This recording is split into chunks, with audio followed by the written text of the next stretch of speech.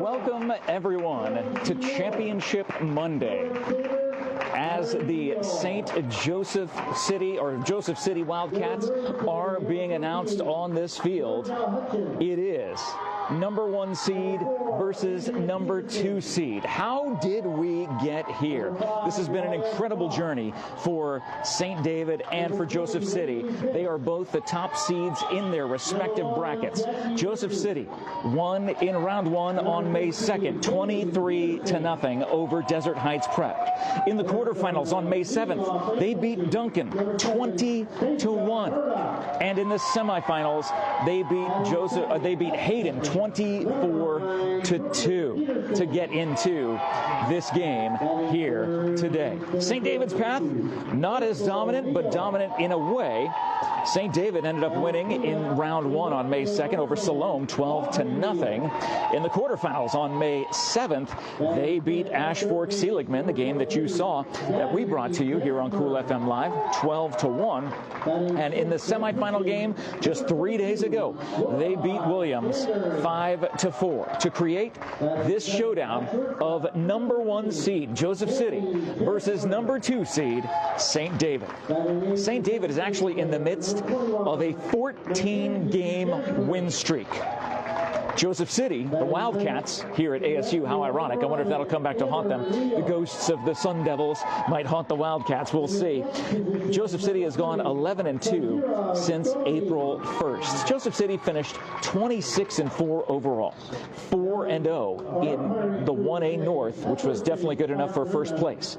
Whereas the St. David Tigers went 21-5, 6-0, finishing first in the 1A South. And it is time for our national anthem. The flag is out in left center field. Yeah. And that is where we'll be doing the national anthem. Go on the scoreboard too. National anthem.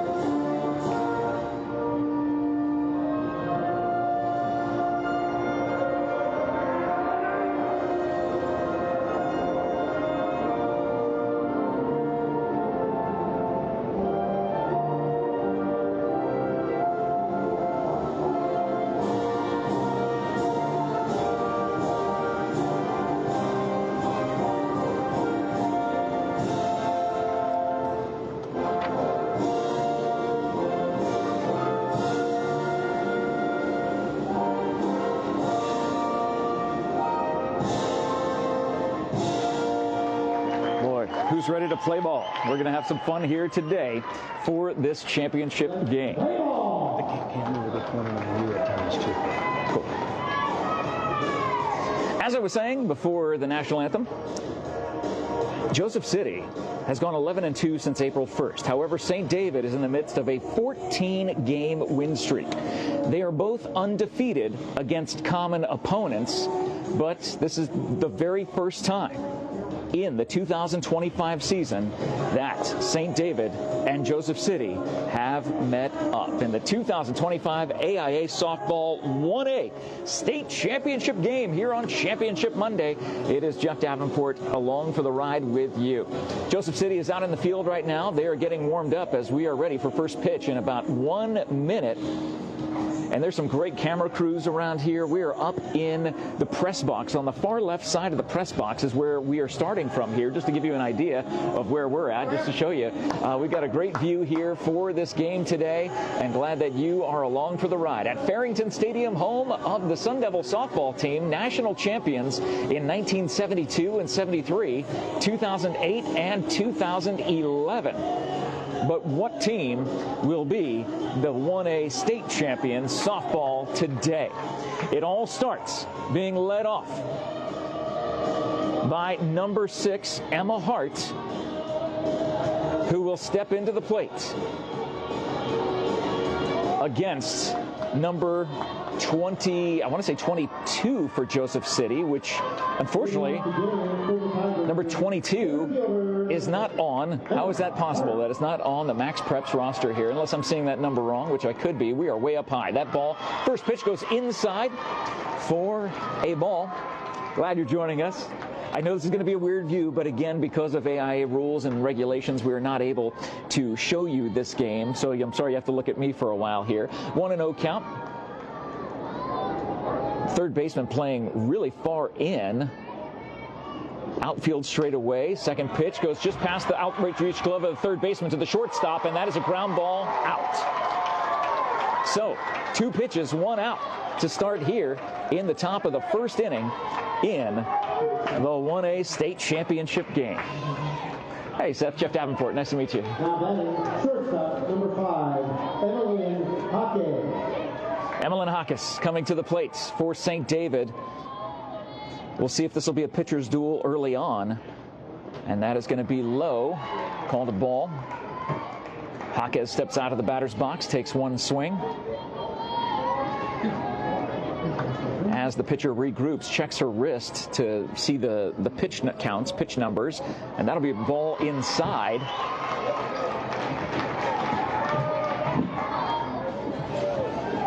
I wonder if I can see better with my sunglasses on. Pretty much the same.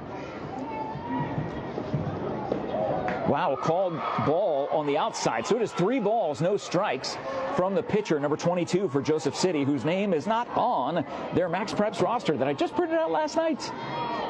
That's a shame. Got a nice cross breeze coming through here with the air conditioner behind us. And that is ball 4. So a 1-out walk to Emmeline Hawkes puts her on first base. Trying to give you a radio-style call here inside the broadcast booth. As that brings up number 18, Austin Hatch. So Hatch at the plate with 1 on and 1 out here in the top of the first.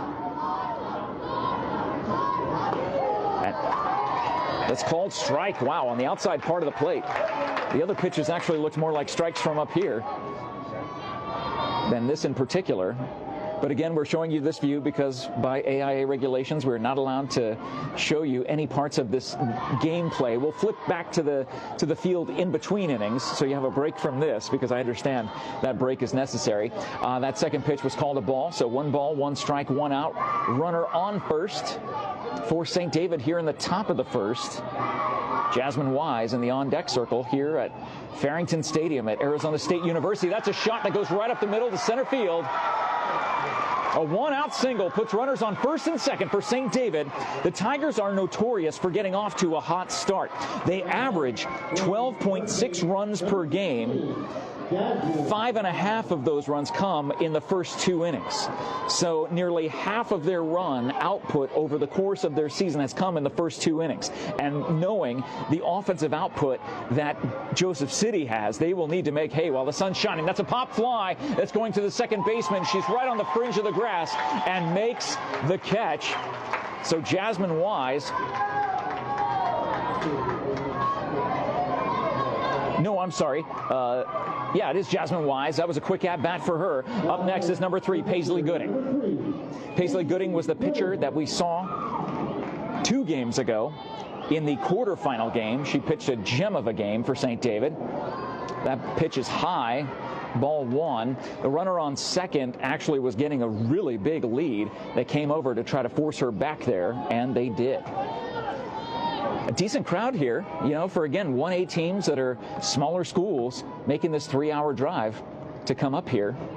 That's going to be inside, and the catcher fakes a throw down to second base to try to get the runner there. So 2 balls, no strikes, 2 outs, runners on first and second. Jeff Davenport hanging out with you. Yep, 98 degrees at time of first pitch. It is warm, and that's a swing and a miss for strike 1. It is a warm day in Phoenix. Spring has sprung in the Valley of the Sun, and it is going to be a hot one today. Luckily, there is a light cloud cover. It's not fully, you can still see shadows on the field, but it's not as bright with the heat coming down as it possibly could be. So 3 balls, 1 strike. The count to Paisley. Got a hitter's pitch coming her way. The pitch. And that is going to be a ground ball foul to the third base side, right in front of the Joseph City dugout. Glad you're joining us today. Hey, just to let you know, Cool FM Live is less than 40 followers away from hitting 42,000. So if you can do us a favor, share this video. Leave us some love in the live chat. Thank you to our sponsors. We'll talk about those in just a second. That's a pop fly that goes up and over. Wow, almost hitting one of the spectators. There is a netting that goes way high up, but that ball went straight up and almost straight down, just missing a couple of spectators on the first concourse level. There is seating that goes all the way down almost to the field level here at Farrington Stadium, home of the ASU softball team, 4-time national champions. The pitch. And that is ball 4, a walk. So a 2-out walk will load the bases for St. David. And it will bring up number 11, Caitlin Patton. Now batting the designated player, number 17, Camber Hawkes. Oh, it's Camber Hawkes. I'm sorry. It looked like number 11, but her ponytail was just in the wrong spot. It is 17. And the entire infield is now coming in to have a chat with the pitcher. So it is Camber Hawkes who will be at the plate as we have a view of what's going on. Since there's no gameplay at the moment, Todd Ryan grabbing that camera, flipping it around so you have a good view of what's happening in front of you, or in front of me, in front of us here on the ASU softball stage. They've got beach volleyball courts in the background off to right field, which is kind of cool. I bet that sand is really hot today. So everything gets reset. Camber Hawkes steps into the plate, and the camera comes back toward me. Bases loaded, 2 down. A chance for St. David to do something big here in this first inning. That is a called strike on the outside part of the plate. 0-1 count to number 17, Camber Hawkes. If you're watching us from St. David, hey, be sure to let us know. Swing and a miss for strike 2. The catcher made it seem as if she was going to try to throw down to third base, faked the throw. Wouldn't have mattered anyway. The pitcher for Joseph City steps back into the circle. The windup, and that will be outside. The Joseph City fans not happy with that call, even though I could see clearly, it's very clearly up here that the ball was outside. So 1 ball, 2 strikes, 2 down, bases loaded. The windup, the underhand pitch, swing and a miss, strike 3. St. David will leave the bases loaded, and we will head to the bottom of the first and see this powerful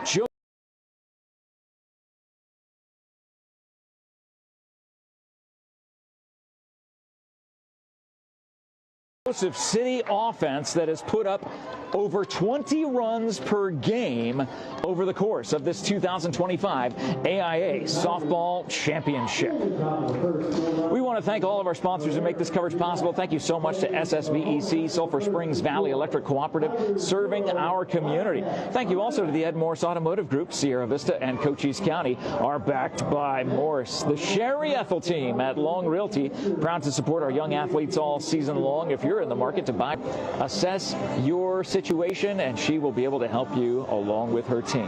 Thank you to Barnett's Towing and Propane, serving our community since 1963, as well as Copper Queen Community Hospital all across Cochise County with locations in Bisbee, in Douglas, and in the Hereford Palominas area. You can trust their fantastic medical staff and team all across Cochise County at Copper Queen Community Hospital.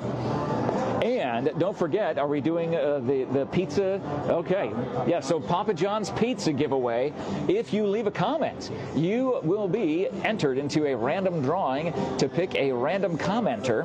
So if you're watching us and you're rooting for St. David, or you're watching us and you're rooting for Joseph City, please leave a comment.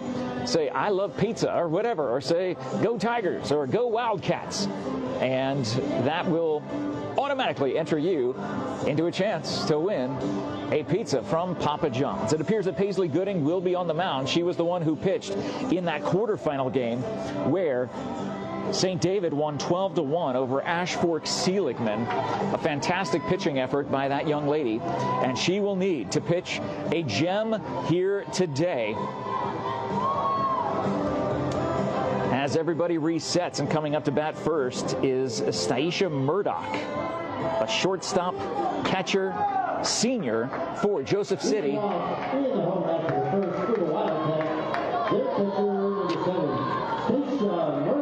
Staisha takes ball one outside,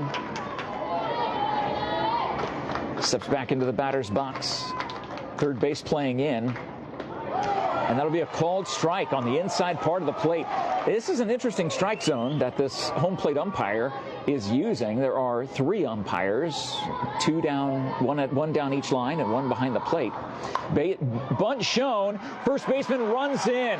Great play by Jasmine Wise. A bunt to the first base side went straight up in the air. She was able to read it, come in, make the catch for the first out here in the bottom of the first.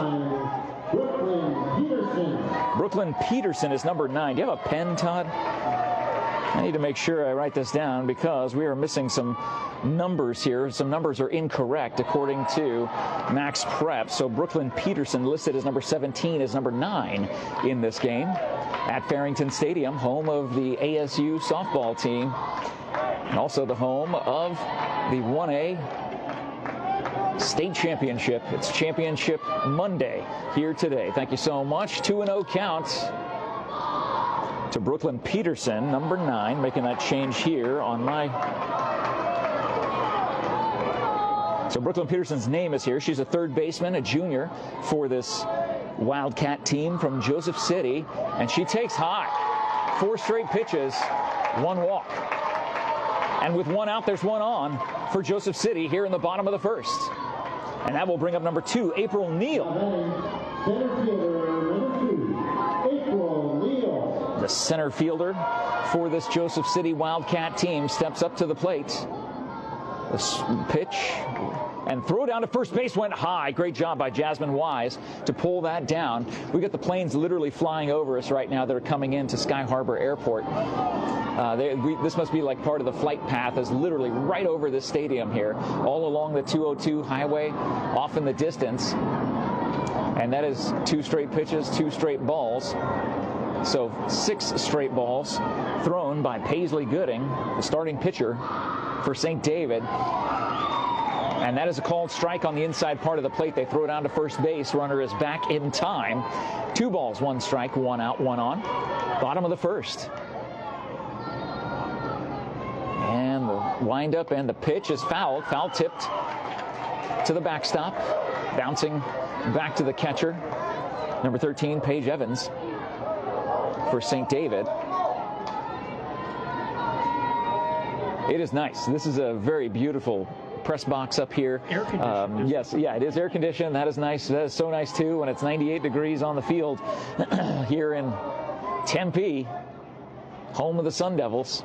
But the Wildcats could be roaring. And that ball will go high. So 3 balls, 2 strikes. Full count, 1 out, 1 on. Thank you so much to Dan the Man back in the studio, helping out with all of the graphics, being able to show you what's going on here. I'm sorry that this is your view. That's a swing, and that goes down the third baseline foul right into I don't even know, like a bullpen area is what it appears to have gone into, down the left field line. So that was a big swing by April Neal, the center fielder, who is at the plate right now. So the count remains 3-2. The windup and the pitch, and that is fouled back into the fence, or I guess the mesh, the netting. It's not a fence; it's more of a netting to protect all the spectators around here from the end of each dugout. The net is set up, goes very high across, just to protect the fans from any errant foul balls. And there's a sharp shot to second base. It gets underneath the glove of the second baseman. They will advance the runner to third, and that will be a fantastic base hit and advances the runner from first to third. So, with one out, runners on the corners for Joseph City as number 10 comes to the plate. Audrey Neal, the right fielder for Joseph City, number 10, comes to the plate. She steps into the batter's box in a beautiful situation with a run 60 feet away. Foul ball to the netting. 0-1 the count. Looked like the runner on first base was going, so a possible hit and run play, but the runner on third was not. So what it appears Joseph City's trying to do is to get 2 in scoring position. And that is a sharp shot over the head of the second baseman. That will roll all the way to the fence. 1 run will score. The runner from first is rounding and will come in. It is a stand-up triple for Audrey Neal, driving in 2 runs. The first runs of this game go to Joseph City, with still only 1 out in the bottom of the first. The entire infield now coming around their pitcher. And this is part of the danger of this Joseph City team. These Wildcats have put up incredible numbers. Again, if you're just joining us, I apologize for this view. Because of AIA regulations, we're not able to show any gameplay, but anytime there is a pause in the game, we can go back to the field and show you that. But Joseph City put up 23 runs, 20 runs, and 24 runs over the course of their pathway to get to this game. Throw down to first base on the ball. First pitch to number 23, Gabby Jesmer. Here at Farrington Stadium. And that is a big bomb down the left field line, and that goes foul by about 10 yards. But she grabbed a hold of that. I don't think I've ever seen a softball fly that far. My goodness. There was some power in that swing, but it evens the count. 1 ball, 1 strike, 1 out. Bottom of the first. The scoreboard only shows 1 run coming in. It's actually 2-0. And that's a sharp shot to left field, going back to the wall. It is gone. A home run, leveled out by number 23, Gabby Jesmer. Hits a home run in her first at bat. And it is 4-0 Joseph City here in the bottom of the first. I don't know why it still says 3 runs. It should say 4. But that ball went into left field and just barely went over that fence, clearing right around the side that says 202. That thing might have gone about 210, and it had just enough clearance to get beyond that sign, that Mountain America Credit Union sign that you see in left field. That's exactly where that ball, and it is 4-0. Yeah, they did correct the scoreboard here. So bases clear. And this is number 22.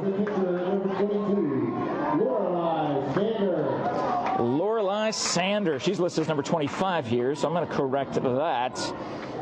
So the pitcher, Lorelei Sander, at the plate. She drives one deep to center field. Center fielder goes back and makes the catch just before the warning track.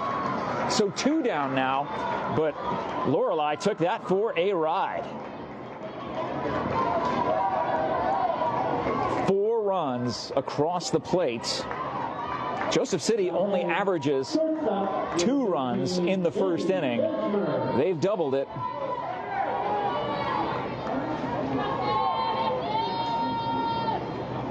And first pitch to number 13, Samantha Jesmer, the shortstop senior for the Joseph City Wildcats. Swing and a miss. Beautiful fastball by Paisley Gooding. I don't know if Paisley has given up a home run like that this entire season. Again, knowing that the St. David Tigers on a 14 straight game win. Paisley comes in on the pop-up, which was literally right in front of home plate, and that will be the catch for the 3rd out of the inning. Joseph City leaves none on, but puts 4 across the plate, including a massive 2-run homer by Gabby Jesmer. that gives them a 4-0 lead as we head to the top of the second. Thank you so much to all of our sponsors who make this coverage possible, including Grasshopper Landscaping. Well, you'll always find quality from the ground up for all your landscaping needs, and pool maintenance services. Don't forget, it's pool maintenance season as well. Swimming time is springtime, or springtime and summertime is swimming time. All around Cochise County, and you need our good friends at Grasshopper Landscaping to help with your pool maintenance and landscaping. Thank you to them for being a sponsor. Thank you to Ginger's Title Services of Sierra Vista at 999 East Fry Boulevard. Of course, they're open today, and they're also open on Saturdays now from 9 a.m. to 2 p.m. for all of your vehicle title, license registration, drivers, all sorts of written testing, road testing, and so much more. It's waiting for you at Ginger's Title Services. Thank you to Allo Fiber, your new home team internet, TV, and phone provider.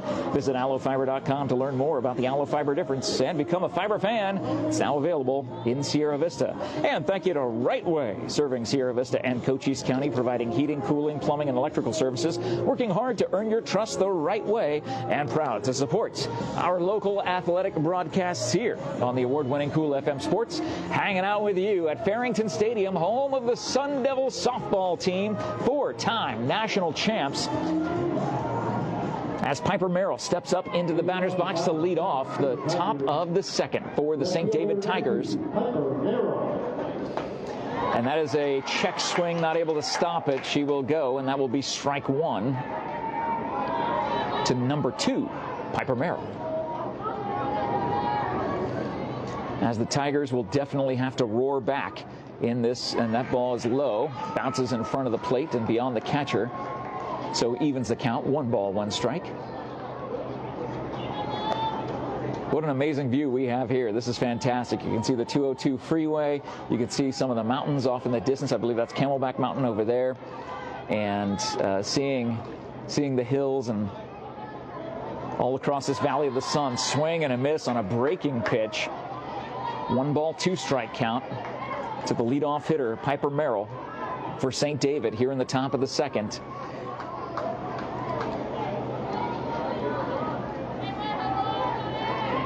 Thanks, guys, for tuning in. Again, I apologize for this view, but remember, due to AIA regulations, we're not allowed to show you any gameplay, so you get to watch me call the game. A little bit different view for you, and I apologize. Swing and a miss on the inside part of the plate. Ball hits the ground. Catcher from her knees throws over to first base for the force out.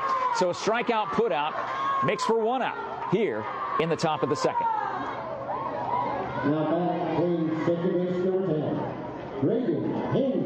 Reagan Haney, the second baseman for St. David, steps into the batter's box for her first at-bat, going against Lorelei Sander, number 22, the pitcher for Joseph City. That'll be high, ball 1. Again, the flight paths of these planes flying right over us is really kind of crazy. That one looks a little bit smaller. It looks more like a sky blue airplane rather than a big 747. Boy, that one ended up rolling into home plate for ball 2. The pitcher is wearing the protective mask, the face mask, just to protect her from any comeback shots that end up coming her way if she's not able to get her glove up in time. You see a lot of college softball players do that. That is high and outside. 3-0 count to second baseman Reagan Haney at the plate for St. David with 1 out. Sander checks her wrist to get the pitch call, wind up and throws, and that should be a called strike on the inside part of the plate.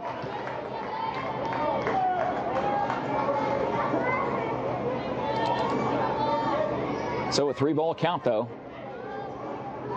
to Reagan. And she does not go on that low ball, and it is a 1-out walk, and they will ask the first base umpire, did she swing? His answer is no. So Reagan Haney on first base for St. David. And that brings up to the plate. I cannot see. She is a left-handed batter. Now batting, playing third base, number 11, Caitlin Patton. It's Caitlin Patton, the third baseman.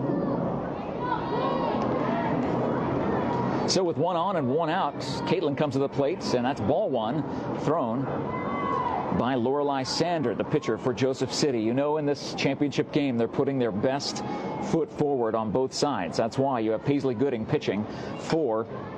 That ball goes foul. There's a kind of a slap bunt, foul ball. Good job by Gabby Jesmer, who hit that home run in the bottom of the first. She's playing third base to get there and let it roll foul before she put a glove on it. So we reset. Runner on first. And Caitlin Patton at the plate for St. David. 1 ball, 1 strike, 1 out. And that is another bunt that ends up getting fouled to the netting.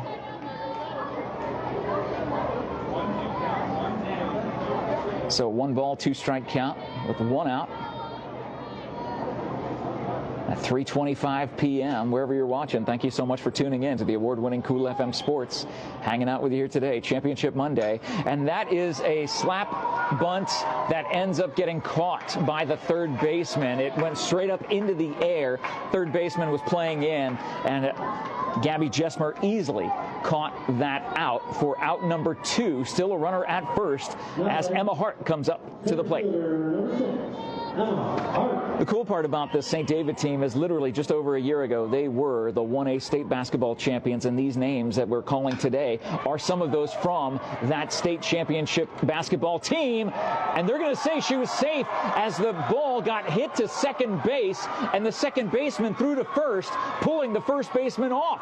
And the runner advanced from second to third. So with 2 outs, St. David has runners on the corners. And now the head coach for Joseph City, Dan Hutchins. The head coach for Joseph City, Dan Hutchins, is coming out to have a chat with the third base umpire, wondering if he had a better view than the first base umpire on that particular play. So we'll reset here. There are 2 on. Runners on the corners. Runner on first and third. As we're back to the top of the order for St. David with Emmeline Hawkes. The shortstop coming to the plate for St. David. Taps the bat to the far side of the plate from the right-hand side. Waiting for the pitch to be called. She gets it, the windup and the pitch. Goes high, and they throw back to third base. Boy, I'll tell you what, Gabby Jesmer, that third baseman who hit that home run, she has the look of a college softball player. She looks like someone who will be playing at the next level. Gabby Jesmer in her senior year. I wonder if she already has letter of intent signed, sealed, and delivered for whatever team that's going to be lucky enough to get her. That ball is high and outside. Good job by the catcher to not let it get by her. 2 balls, no strikes, 2 outs, runners on the corners. St. David looking to strike here, down 4-0 in the top of the second inning. In this situation, you can't get all 4 runs back in 1 swing, but 1 swing could help cut into that lead. And that is a ball low, and the ball gets away. They throw down to third base, and the ball will get away from the third baseman. That throw was not on line, and 1 run will come in for St. David. On the error, St. David puts 1 across and advances the runner from first to second. So still a runner in scoring position for Emmeline Hawkes with a 3-ball count. 3 balls, no strikes. 2 down. The pitch, and that's a called strike on the inside part of the plate. That seems to be a wide strike zone, at least from this angle over here. Nonetheless, hitter's pitch at 3-1 coming to Emmeline. And she slaps one into right field. Will they wave the runaround? They do. The ball is bobbled by the right fielder, and that will be a 2-out single by Emmeline Hawkes, scoring Emma Hart. It's 4-2.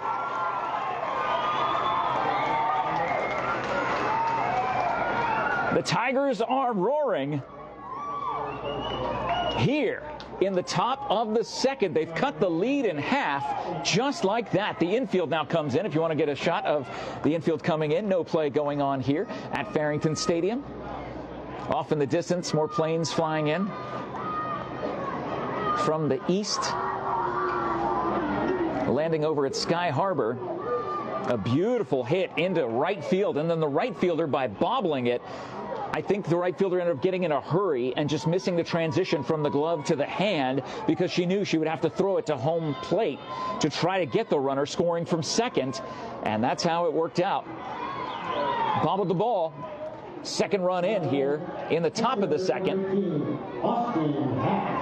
Austin Hatch at the plate for St. David with one on. Fouls that one back to the net. 0-1. Thank you to our sponsors that are making this coverage possible. Thank you so much to Dan the Man back in the studio, putting all those logos up there on this screen for you, giving you the score and showing you what it's all about and showing you what it looks like as best we can. And that is a rip down third base foul. No balls, 2 strikes. So 2-strike count to Austin Hatch. Not too many people sitting in the sun. Most of the people are in the shade, wisely, considering it is still 98 degrees out there on this field here in Tempe, Arizona today. The Valley of the Sun is definitely that. 0-2 the count, the windup and the pitch. And that's a shot into center field. Advancing the runner to second. They throw it right back in immediately. And another 2-out base hit on a 2-strike count by Austin Hatch. Has 2 runners on. As Jasmine Wise comes to the bats, the first baseman hits the right-handed batter's box. The windup from Sander ends up going outside as that pitch makes for 1-0. The Joseph City Wildcats, 26 wins on this season, but this is the one they want the most. But the St. David Tigers roaring 21-5 with their season. That ball will go foul down the right field side, just beyond the dugout of St. David. So St. David is on the first base side in their dugouts. They're wearing their white jerseys with the St. David blue numbers. Joseph City wearing their navy uniforms with like a yellow collar around the collar area with white numbers and white names. That's fouled back. Hanging in there is number 16, Jasmine Wise.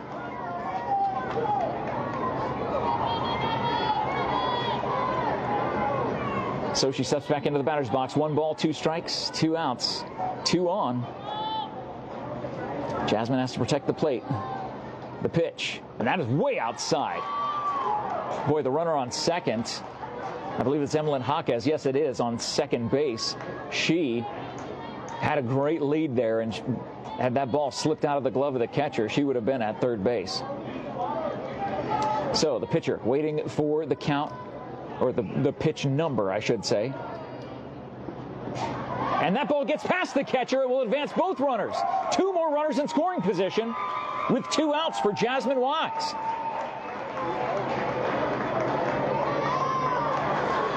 This is an interesting scenario to think about. This particular situation, all with 2 outs. All of St. David's runs have come with 2 outs, and they loaded the bases in the first inning. So the pitch count might be going up for Lorelei Sander faster than Joseph City had anticipated, and that's ball 4. It's a walk. The bases are loaded again. Back-to-back innings. In the first inning, St. David came away with nothing. In this inning, they've already got 2. And their pitcher, Paisley Gooding, steps into the batter's box from the right-hand side. Again, guys, for those of you joining us, the AIA does not allow us to show any gameplay, so you're stuck looking at me. And that ball is low, ball 1. A walk will score a run with 2 outs here in the top of the second inning. St. David's already put 2 across, cut the lead in half. As Paisley patiently waiting, 1 ball, no strike count. She swings a foul ball, evens the count. 1 ball, 1 strike, 2 outs, bases loaded for the pitcher that did an outstanding job against Ashfork Seligman in that 12-1 St. David rout in the quarterfinal. But having her here at the bat, she could help her own cause. And she holds off on a breaking pitch that, wow, that was an insane. I don't know how she did not swing at that, because it looked like it was coming in. Then the bottom completely dropped out of it. She checked her swing, did not swing. 2 balls, 1 strike. The pitch, that goes way outside for ball 3. And Lorelei Sander is taking off her mask. This heat is getting to her. This 98 degrees, she's actually grabbing her sweater grabbing her jersey and just kind of trying to cool herself off, because it has got to be brutal out there. While it says 98 degrees, you know the heat index is that much more when you're on a field. It's got to be at least triple digits on the field. She puts the mask back on, and that is ball 4. It doesn't matter anyway. The ball gets past the catcher. Does not matter. Walk scores a run. It's 4-3. St. David down by 1 with 2 down. Time is called. We can get a shot of the field now as the head coach for Joseph City, wearing an interesting batting helmet that has a ponytail on it.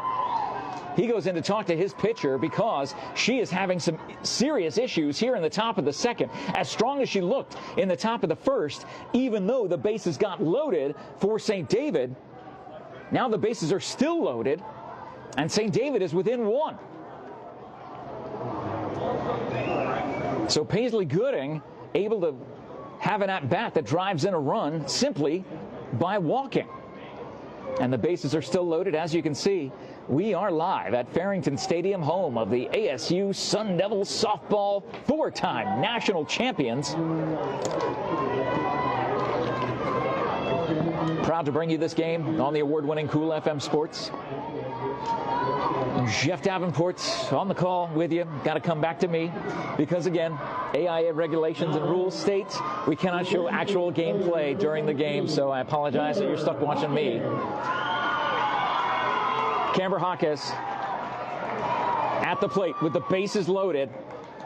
The catcher squats down into position for Lorelei Sander, who makes the first pitch inside, ball 1.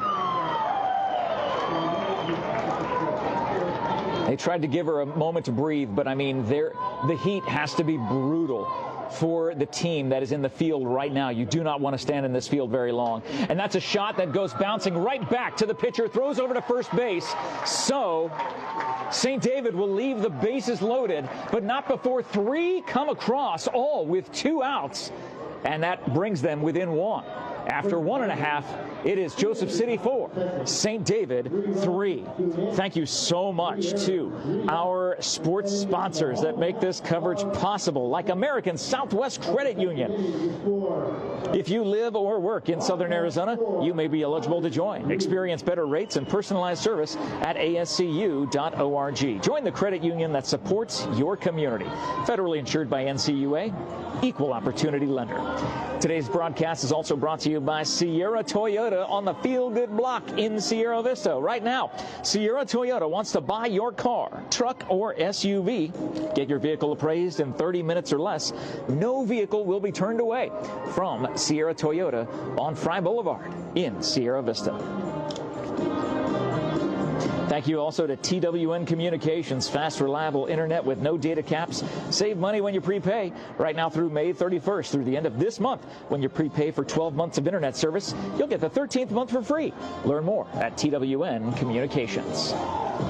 As you see the teams warming up, we'll keep the camera on them for as long as we possibly can before having to turn the camera away back to me. And I know I'm entertaining to a certain degree, but maybe not as entertaining as watching this game. But due to AIA regulations, we cannot show you any gameplay of this. And don't forget, if you leave a comment on this broadcast, on this stream, you will be eligible to join or eligible to win a Papa John's pizza. Random winner will be drawn based on the comments that have come in over the course of the broadcast. Looks like leading off is another Jesmer. We saw Gabby Jesmer hit a home run in the bottom of the first. And up next is number 21, Mackenzie Jesmer. Designated player, basically a designated hitter, I assume is what that means. And first pitch from Paisley Gooding goes high, ball 1. Thank you so much for joining us here for this broadcast today. Again, thank you to Dan the man back in the studio, leaving all the amazing graphics up so you don't have to look at me this entire time. And that pitch is inside, ball 2. Paisley had a little bit of a respite there after the long bottom of the first. Here we are in the bottom of the second. The pitch, and that is fouled back to the net, so 2 ball, 1 strike count. It is nice being inside. I can actually have my notes spread out. They're not blowing away while I'm trying to flip through them. Oh, I'm getting spoiled. It is it is not 98 degrees up in here. And that is a shot, diving catch made by the first baseman, Jasmine Wise. Dives, and oh my gosh, I wish there was a replay screen, a replay board up here. That was a fantastic effort. She ended up, the ball was popped up in front of her, and she ran and ended up catching it in front of her. Unbelievable play. So April Neal, the center fielder and leadoff hitter, swings and misses for strike 1.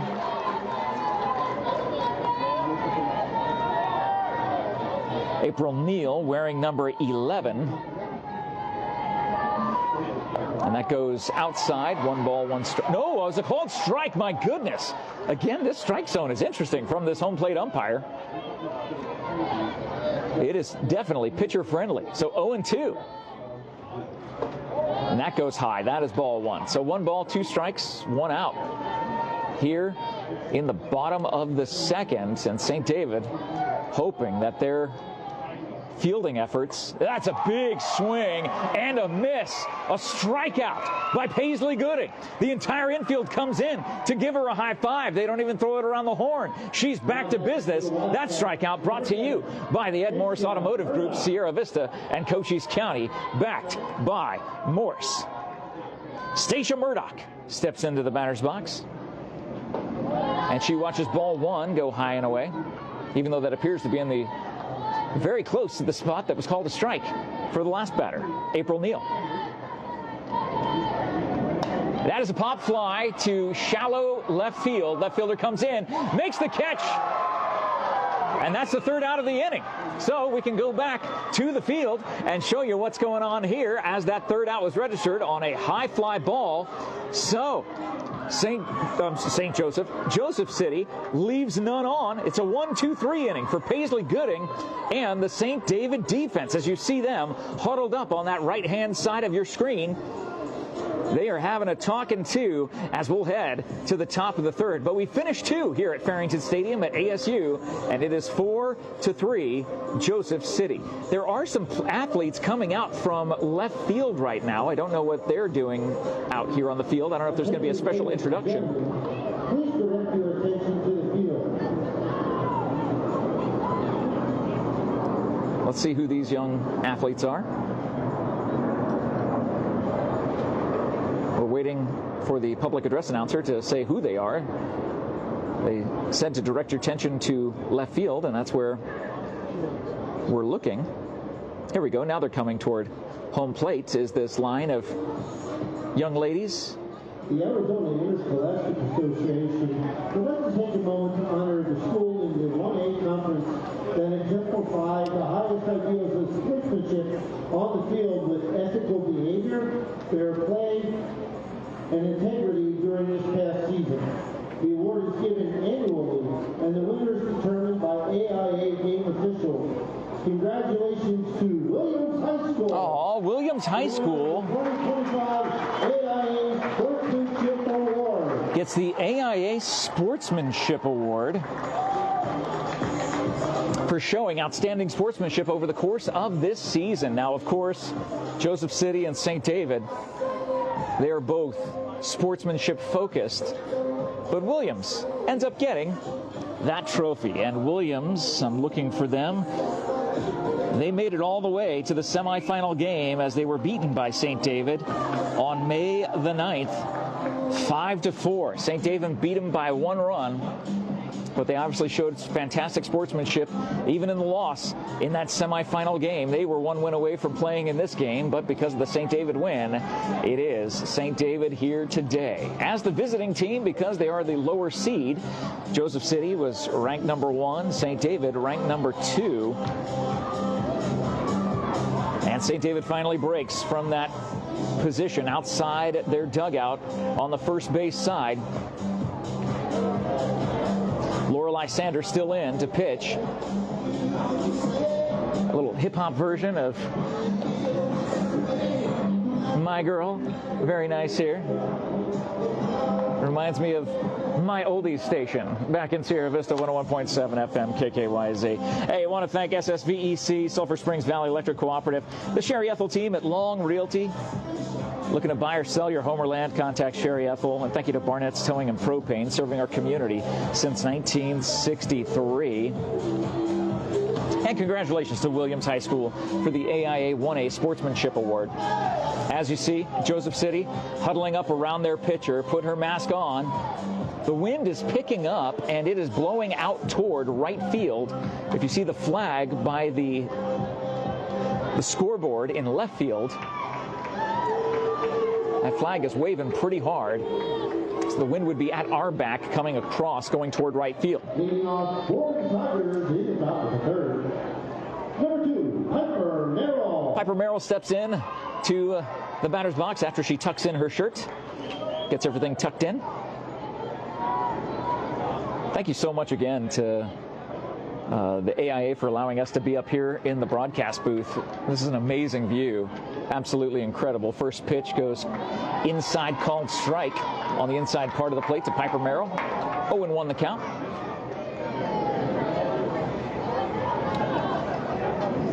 Lorelei checks her wrist for the pitch number and makes the throw, and that goes inside, low. Evens the count, 1 ball, 1 strike. Again, the pitching trouble that Lorelei got in the top of the second. St. David, the Tigers, roaring and hoping for more of that in the top of the third. Swing and a miss. Beautiful breaking pitch. Piper knew right away. She was shaking her head. Yep, that was a breaking pitch. I was way out in front of it. 1 ball, 2 strike count. As the wind continues to blow out toward right field. And that's a high ball, and that, oh my goodness, a high pitch.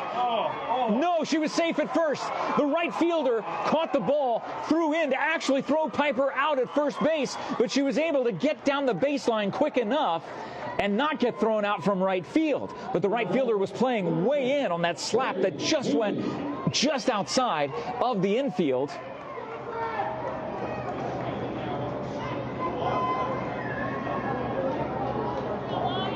And this brings up Reagan Haney.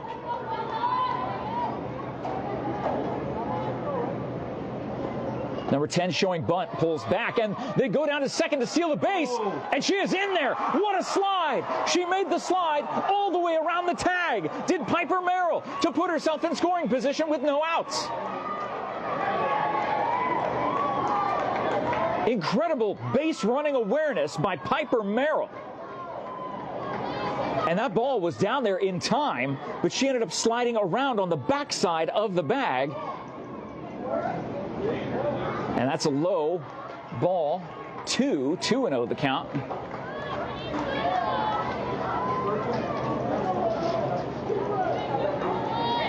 So runner on second, no outs, 2-0 count. And that's a slapper into right field. In between the first and second baseman, they will hold the runner at third. They will try to throw the batter out at first, not in time. So runners on the corners with no outs for St. David here in the top of the third. Now batting, number 11, Caitlin Patton. Caitlin Patton, the third baseman, number 11. The only left-handed batter for this St. David Tigers team. And she shows bunt, almost like a squeeze. They're going to send the runner home. She is safe. The game is tied. And the runner advances to second and is safe. And then the runner advances from first to second and is safe. Everything coming up St. David here in the top of the third. crowd is roaring, cheering on the St. David Tigers. Incredible, brave base running.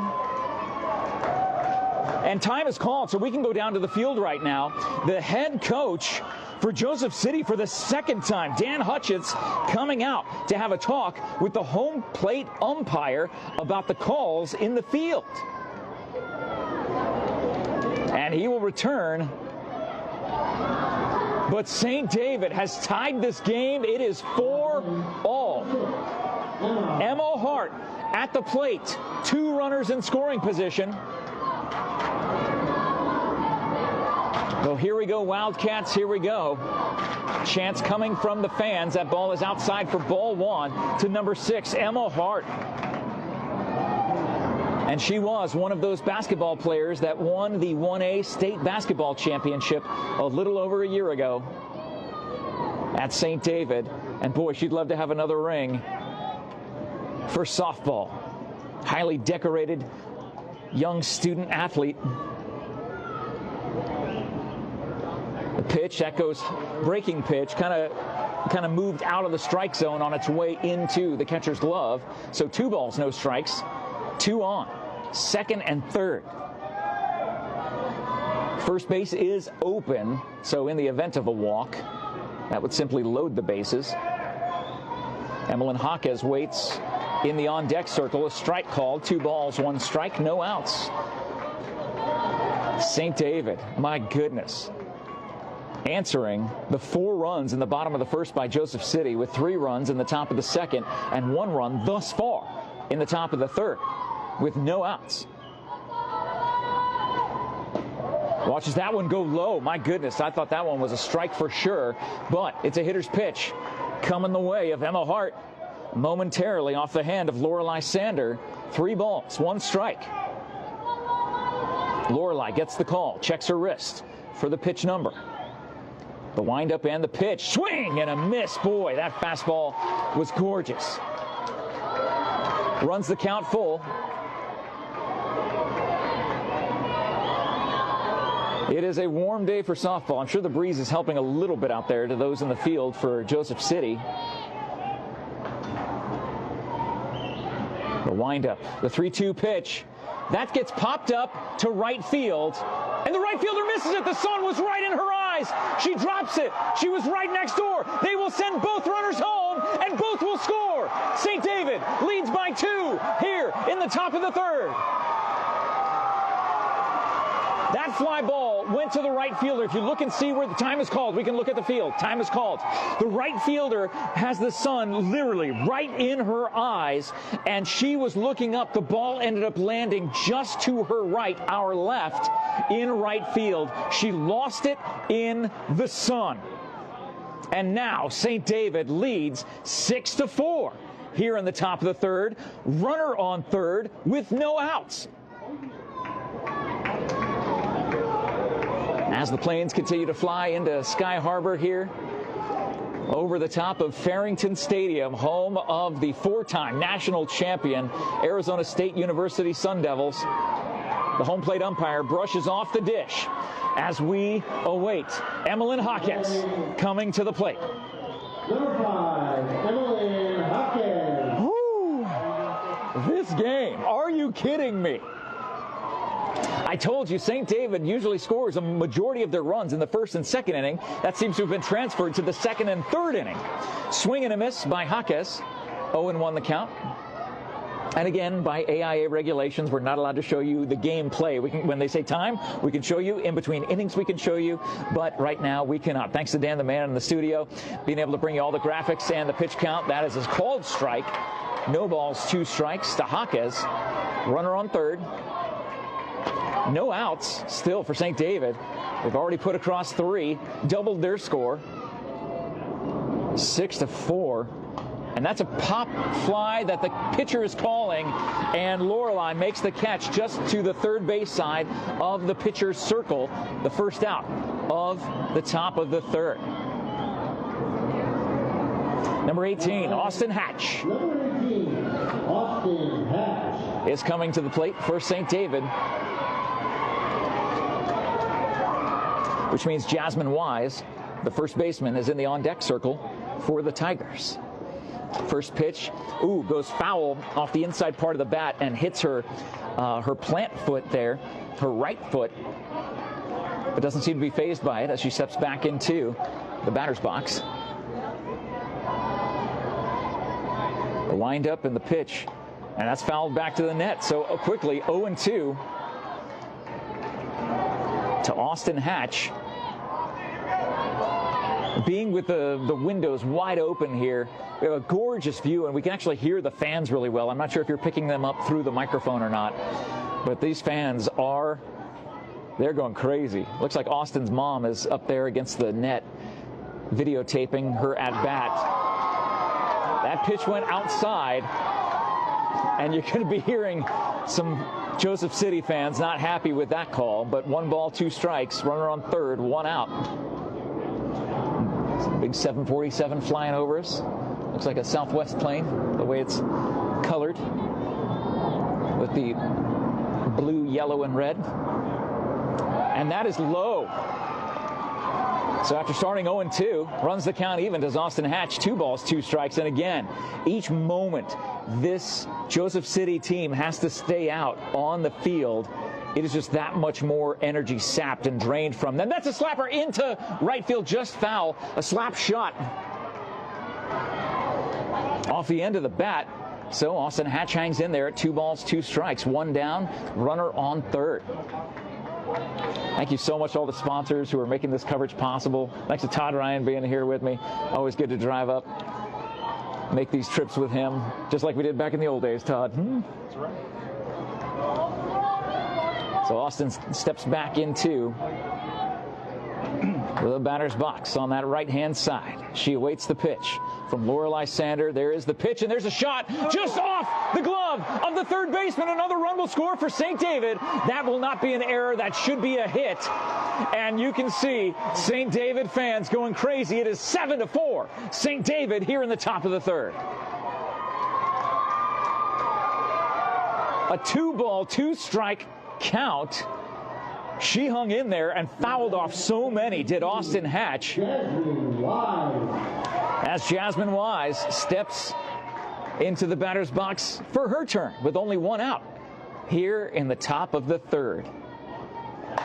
That gets popped into right field. The right fielder going back, makes the catch. They throw back to first base. Oh my goodness, I don't know if she was safe or not. Austin Hatch was over halfway to first base, but both umpires said safe. So the right fielder not being caught off track by the sun that time. It was more of a line drive hit than it was popped straight up in the air. It was in a different position than where the other pop fly was that she completely missed. There have been 4 errors by Joseph City in this game. Paisley Gooding at the plate. She hits one into center field. Center fielder goes back and makes the catch, and that is the 3rd out of the inning. So St. David will leave 1 on, but not before 4 come across the plate in the top of the 3rd inning to give them a 3-run lead. It is St. David 7, Joseph City 4, as we head to the bottom of the 3rd. Thank you so much to our sponsors who make this coverage possible. Copper Queen Community Hospital of Cochise County, with locations in Bisbee, Douglas, and Hereford, Palominas. Thank you to Grasshopper Landscaping, the Trejo family and team, ready to help you with all your landscaping needs to turn your outdoor space into an outdoor oasis. That can happen with Grasshopper Landscaping. And don't forget, springtime is swimming time. Make sure that your pool is maintained by Grasshopper Landscaping, the #1 landscaper and #1 pool maintenance team in Cochise County. Thank you to Ginger's Title Services of Sierra Vista. Of course, they're open Saturdays, 9 a.m. to 2 p.m., but they're open today, probably till 5 or 6 o'clock. Not sure exactly when, but either way, glad that they are open today. And for all your motor vehicle needs, driver's license, registration, written testing, road testing, and and so much more. Look for the pink door at 999 East Fry Boulevard. Thank you to Allo Fiber at allofiber.com. Find the fiber difference. Become a fiber fan with your internet, TV, and phone. Now available in Sierra Vista. And thank you to Right Way, serving Sierra Vista and Cochise County. Heating, cooling, plumbing, and electrical. Not sure if we even need to say heating anymore. I mean, you know, maybe if it doesn't take much to make you cold, we'll say heating, cooling, plumbing, and electrical. That Right Way is waiting to serve you with. Thank you to American Southwest Credit Union. If you live or work in Southern Arizona, you may be eligible to join. Experience better rates and personalized service at ascu.org. Join the credit union that supports your community. Federally insured by NCUA, Equal Opportunity Lender. A beautiful day for softball. Well, a beautiful day to broadcast softball from a beautiful broadcast booth that is air-conditioned. Todd and I are absolutely spoiled for this game. That's all the hard work that we put in over the course of this softball season and the softball playoffs, Todd. It finally pays off for us to be sitting up here in the air-conditioned broadcast booth. As we turn the phone back around toward me, I apologize. Again, these are AIA regulations. We're not allowed to show you any actual game play. When they call time, we can show you the field. In between innings, we can show you the field. But in the meantime, unfortunately, you're stuck with this view. It is number 9, Brooklyn Peterson for Joseph City, the third baseman junior, leading off the bottom of the third. She watched the first pitch go by for a strike, takes a swing, and fouls off the second pitch. An 0-2 count at the top of the hour. It is 4 o'clock in Tempe, Arizona. St. David leads 7-4. Thanks to Dan the Man showing you all that stuff on the screen there. As a ball outside, 1 ball, 2 strikes. Again, that sun, and you know what's interesting is the right fielder for St. David, she's wearing sunglasses. I can see those all the way from up here, and that is a swing and a miss. Strike 3. The second strikeout for Paisley Gooding as the infield comes around to give her a high five. And that strikeout brought to you by SSVEC, Sulphur Springs Valley Electric Cooperative, serving our community. April Neal comes to the plate for Joseph City. Number 2, the center fielder. There's more planes flying over. That ball was outside, probably the most wild pitch thus far that Paisley has thrown. Just high and away.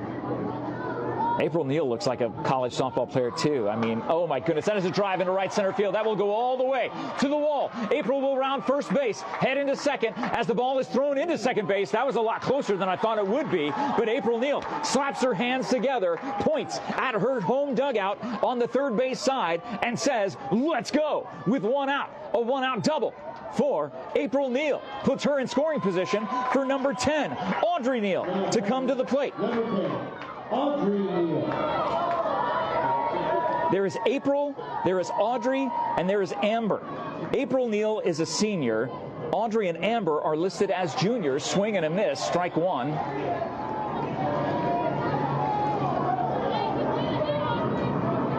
So the Neal family up there in Joseph City. Some fantastic athletes. A whole team of them. And that is a swing and a miss, strike 2. No balls, 2 strikes, runner on second, 1 down. The pitch goes inside. 1 ball, 2 strikes.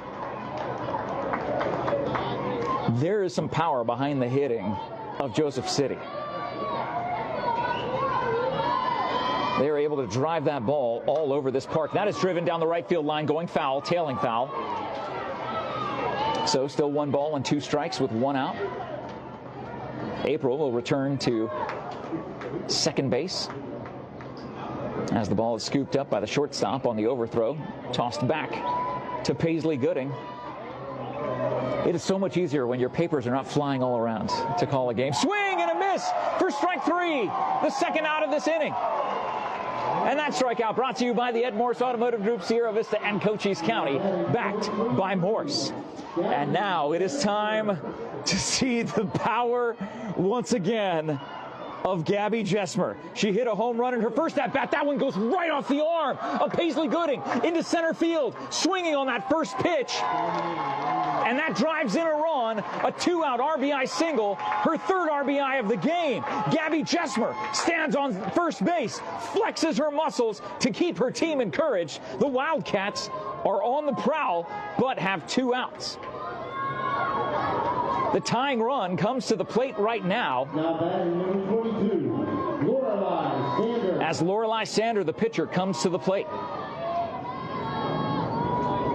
Watches that ball go inside. They throw back down to first base. Gabby there quickly. So Gabby, 2 for 2 with 3 RBIs. Oh gosh, look at me. I look ridiculous. Oh, it's 7-5. Yeah, I'm sorry. The run came across. Oh, perfect. Thank you so much, Dan the man. You are the man. I was looking at me, Todd. You were showing me the video, and I'm like, where am I supposed to look? I'm watching me, looking like a ridiculous idiot here. This is what I look like when I'm calling a game, except usually I'm on a field, my hair is blowing around, I'm holding an umbrella because I don't want to get sunburned. It's a 25-mile-per-hour winds on Saturday. Oh, yeah. Remember? Yeah, yeah, it was brutal. It was brutal. 1 ball, 2 strike count. That pitch goes high. 2 balls, 2 strikes, 2 outs. Deuces are wild. Runner on first for the pitcher, Lorelei Sander, the junior. She represents the tying run, and she fouls it back to the net. Count remains 2 balls, 2 strikes. Thank you guys so much for joining us. For those of you watching again, I'm sorry that you have this view, but I know Dan's working hard back there in the studio, making sure you have all the updates you need. With the information, you can just look at. Swing and a miss! Another strikeout by Paisley Gooding. The whole team coming out to give her a high five as they stop right outside of their dugout.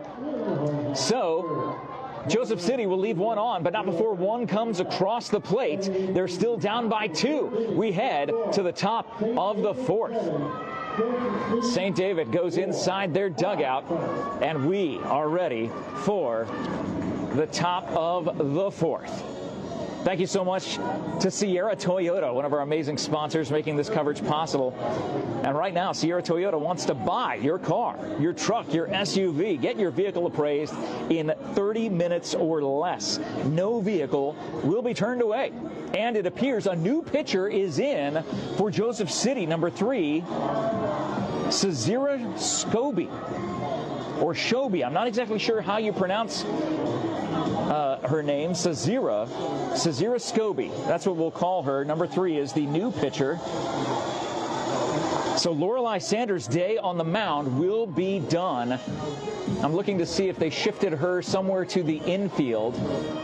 I'm looking for number 22 and can't see her on first glance. Wow, good pitching there. And she is a left-handed pitcher. If you were watching her warm up, Sazira Scobie. So, a southpaw on the mound now for Joseph City. Thank you again to Sierra Toyota for sponsoring this game, and to TWN Communications. Fast, reliable internet with no data caps. Save money when you prepay. Prepay for 12 months of internet service through May 31st, and you'll get the 13th month for free. Find TWN Communications on Facebook, on their websites, anywhere else. Leading off here in the top of the 4th, number 17, Camber Jaquez, for the 21-5 St. David Tigers. They've won 14 straight coming into this game. They do not know how to lose, and they are not looking to lose here. Swing and a miss, strike 1 to Camber. Piper Merrill in the on-deck circle, as Sazira checks her wrist. That's a swing and a miss on an inside pitch. Again, after you're used to seeing the right-handed pitching coming, the ball breaks a little bit differently when a left-handed pitcher is throwing.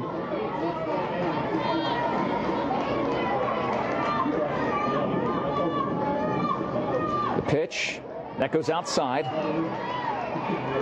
Sazira actually tapped her chest there and said, nope, that was on me. Scobie, I say. There's only 1 0. The pitch, fouled. Just a little dribbler down the third baseline, but I believe it hit Camber, so it was already a dead ball at that point. So 1 ball, 2 strikes, no outs. here in the top of the 4th inning. St. David leads 7-5. Thank you guys so much for joining us. The pitch, and that is low. So evens the count, 2 balls, 2 strikes. To the leadoff hitter here in the top of the 4th. Thank you if you're watching us from St. David. And remember, leave a comment, and you will be eligible to enter the contest to win a Papa John's pizza. That goes inside, runs the count full to the leadoff hitter. Boy, St. David's patience at the plate is paying off. They're making this Joseph City team earn every single pitch, much less every single out. The windup, the pitch, and that is fouled. Big swing and foul. Oh, are they gonna let it roll? Fair? Oh my gosh, they let it roll fair. That ball was on the chalk line and ended up rolling into the field. That was a smart play by that catcher, number 7, Stacia Murdoch. Shout out to Stacia watching that ball. It was actually foul, and she watched it roll. It was like the English that you would put on a pool ball, on a pool cue, when you end up hitting the ball, watching the English take the ball a certain way. It rolled fair, and that's the first out of the inning. Brings up Piper Merrill, called strike 1. With 1 down here in the top of the 4th. That was almost unfair, what just happened. But it was definitely legal. Just wait for that ball to roll. Camber Hawkins was walking back to the batter's box thinking that it was a foul ball. Again, always have to stay heads up. This is such a difficult sport. It is a chess match between these two teams. Knowing the number of runs, that's high for ball 1. 1 ball, 2 strikes, 1 out, nobody on here in the top of the 4th. Knowing how many runs these teams put up over the course of round 1, quarterfinals, and semifinals. Over 60 runs that Joseph City put up. And I believe close to 30 runs that St. David put up coming into this game. It's no surprise that there's 12 runs between the both of them. Pitch low and away for ball 2. 2 balls, 2 strikes, 1 out. To Piper Merrill, number 2 at the plate for St. David. A swing and a miss. Big strikeout by Cesira Scobie. Will bring up number 10, Reagan Haney, the second baseman. Number 10, Reagan Haney. So as Reagan comes to the plate, more and more planes flying over us. What a view. Again, the sun still in the... Now the right fielder is wearing sunglasses. The right fielder was previously not wearing sunglasses because that sun is just bearing down on the right side of this field. The sun is in the face of the first baseman, second baseman, and right fielder. The pitch, and that is going to be a foul ball off of Reagan. So evens the count, 1 ball, 1 strike, 2 down. Nobody on. St. David leads by 2. But you got to remember, St. David is the visiting team. So Joseph City will see the bottom of every single inning that we get through, should this score hold. The windup in the pitch. Swing and a miss. Strike 2. St. David having some issues with Scobie. Scobie with a big smile on her face as she looks down at her wrist for the pitch number. She gets it. Winds up. 2-strike count. That goes low. Bounces in front of the catcher to the netting as the backstop. Here at Farrington Stadium, home of the 4-time national champion ASU Sun Devil softball team. 1972 and 73 before I was born, and then more recently in 2008 and 2011. 2 balls, 2 strikes, 2 outs. The pitch. That is a shot to the shortstop. Scoops it up, throws over to first base for the 3rd out of the inning. A 1-2-3 inning for St. David. Gets Joseph City off this field in a hurry. That's the first time that they've had an inning like this because the bases were loaded in the top of the 1st. Even though St. David was not able to score any runs, they definitely added the pressure by keeping that many more minutes, that many more pitches out there on that field It is still 7-5 as we head to the bottom of the fourth. Thank you so much to all of our sponsors who make this coverage possible, like SSVEC, the MORSE Automotive Group, the Sherry Ethel team at Long Realty, BARNETT'S Towing and Propane, Copper Queen Community Hospital of Cochise County, Grasshopper Landscaping, Ginger's Title Services, Aloe Fiber, Right Way, ASCU, American Southwest Credit Union, Sierra Toyota, and TWN Communications. Oh, yeah. Thank you. Thank you for reminding me, Todd. You didn't have to whisper that. You can talk to me about this. So at 6 o'clock tonight, you will see a video that will pop up on Cool FM Live. It's week 2 of the Doggo Lotto. Back for your viewing pleasure and back to get dogs adopted. And I will tell you that last week there were 3 dogs that did the Doggo Lotto. 2 of them have been adopted. So 2 of the 3, well, one was adopted, and then one got selected by a local law enforcement agency. I don't want to give away too much, but you watch the Doggo Lotto. We taped it this morning, and it will be airing at 6 p.m. tonight. And be sure to share the Doggo Lotto. Yeah, and every Monday. And be sure to share that video around. And get your numbers at coolfmonline.com. Yeah, coolfmonline.com/Doggo Lotto. You can get numbers selected as the camera comes back to me via AIA rules. That foul ball bouncing up in front and hitting one of the bleachers here. And you don't get to keep the softball. They had to toss it back. How insulting. This is a baseball game. Aren't we supposed to keep the foul balls? Isn't that a souvenir? And that is a swing, a foul tip to the netting. And now these people are making fun of this guy for, like, ducking, which is kind of funny. He was trying to eat his hot dog, I think. That's all. He's like, I don't want to.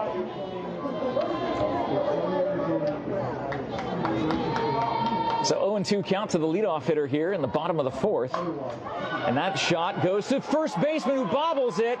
Not in time, will get overthrown. So number 13, Samantha Jesmer, will go all the way around the bases. She will get to third. They will send her home. Oh my gosh. No. And she gets an inside the park home run on an error throw to first base. Paisley Gooding caught the ball 2 feet away from home plate, but did not know that Jesmer was coming around. It is 7-6. Joseph City has the tying run at the plate in the form of number 21, Mackenzie Jesmer. So there are 3 Jesmers and 3 Neils on this team. Those families are ridiculously talented. Those are talented families. So Mackenzie Jesmer. Now it's her turn at the plate. An inside the park home run on an error, listed as the first error by St. David today, but it is a costly one for sure. 7-6. No outs. 1-0 count. That's called strike. Evens count, 1 ball, 1 strike. So the way the lighting rig is here, actually the shadow of the 10 lights are almost coming across the front part of the pitcher's circle. As the sun continues to get lower, that's foul tipped into the netting. So 1 ball, 2 strikes to Mackenzie Jesmer. The Jesmers and the Neils, fantastic, such gifted student athletes at Joseph City. And that is high. 1 ball, 2 strikes. A lot of chatter coming from the Joseph City faithful. A lot of their fans are down in front. They're in the shade on this third base side. The pitch popped up in the air, not able to make the catch, but it's a foul ball because she did not touch it. It's a foul ball. That ball was in play, and the English on it rolled. So because Austin Hatch, the catcher, was not able to catch that ball or even touch it, the way the backspin was on the ball, it took it from being in the field to being off the field by the time the St. David third baseman got there to touch it and pick it up. It's 1 ball and 2 strikes. As Mackenzie returns to the batter's box, she made it all the way around to second base. She had some wheels. She was not stopping.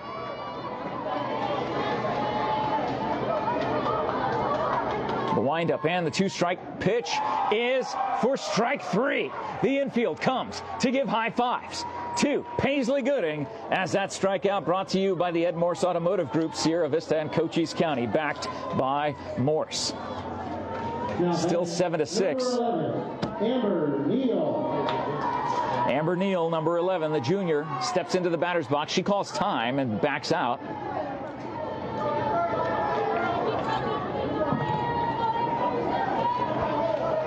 So 1 down, bottom of the 4th, and a strike called on the outside part of the plate. 0-1 count.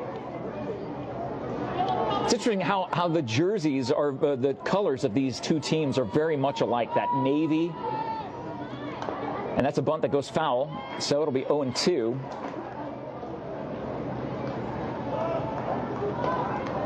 Because you look around this stadium and you'll see this navy blue, and that is what St. David has as their colors, also Joseph City. That's why they're wearing, the Tigers from St. David, wearing their away jerseys, their white jerseys that has Tigers across the front. A 2-strike pitch, fouled away. That'll go into the stands, right in front of a couple fans that will try to catch the ball. And someone will come over to collect that. They don't get to keep it, unfortunately. They're going to give it back to the assistants here at Farrington Stadium. So the 0-2 pitch on the way. That's fouled.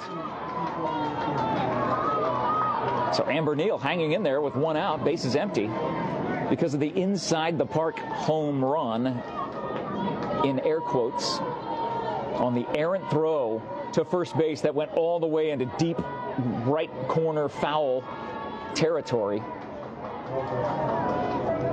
And that's a check swing. Did she go? Yes, she did. Another strikeout for Paisley Gooding on the check swing. That strikeout brought to you by SSVEC, Sulphur Springs Valley Electric Cooperative, serving our community. 2 down. Stacia Murdoch, the catcher for Joseph City. Incredible student athlete. She has done some amazing things in the catcher's, from the catcher's position behind home plate. Unbelievable, just really, really wise moves. And we know in baseball and softball, the catcher is kind of the field general, kind of being able to call things out. She watches ball 1 go by. It's a 1-0 count with 2 down, nobody on. Wow, those 2 pitches almost in the exact same place, high and away. So a 2-0 count to Stacia.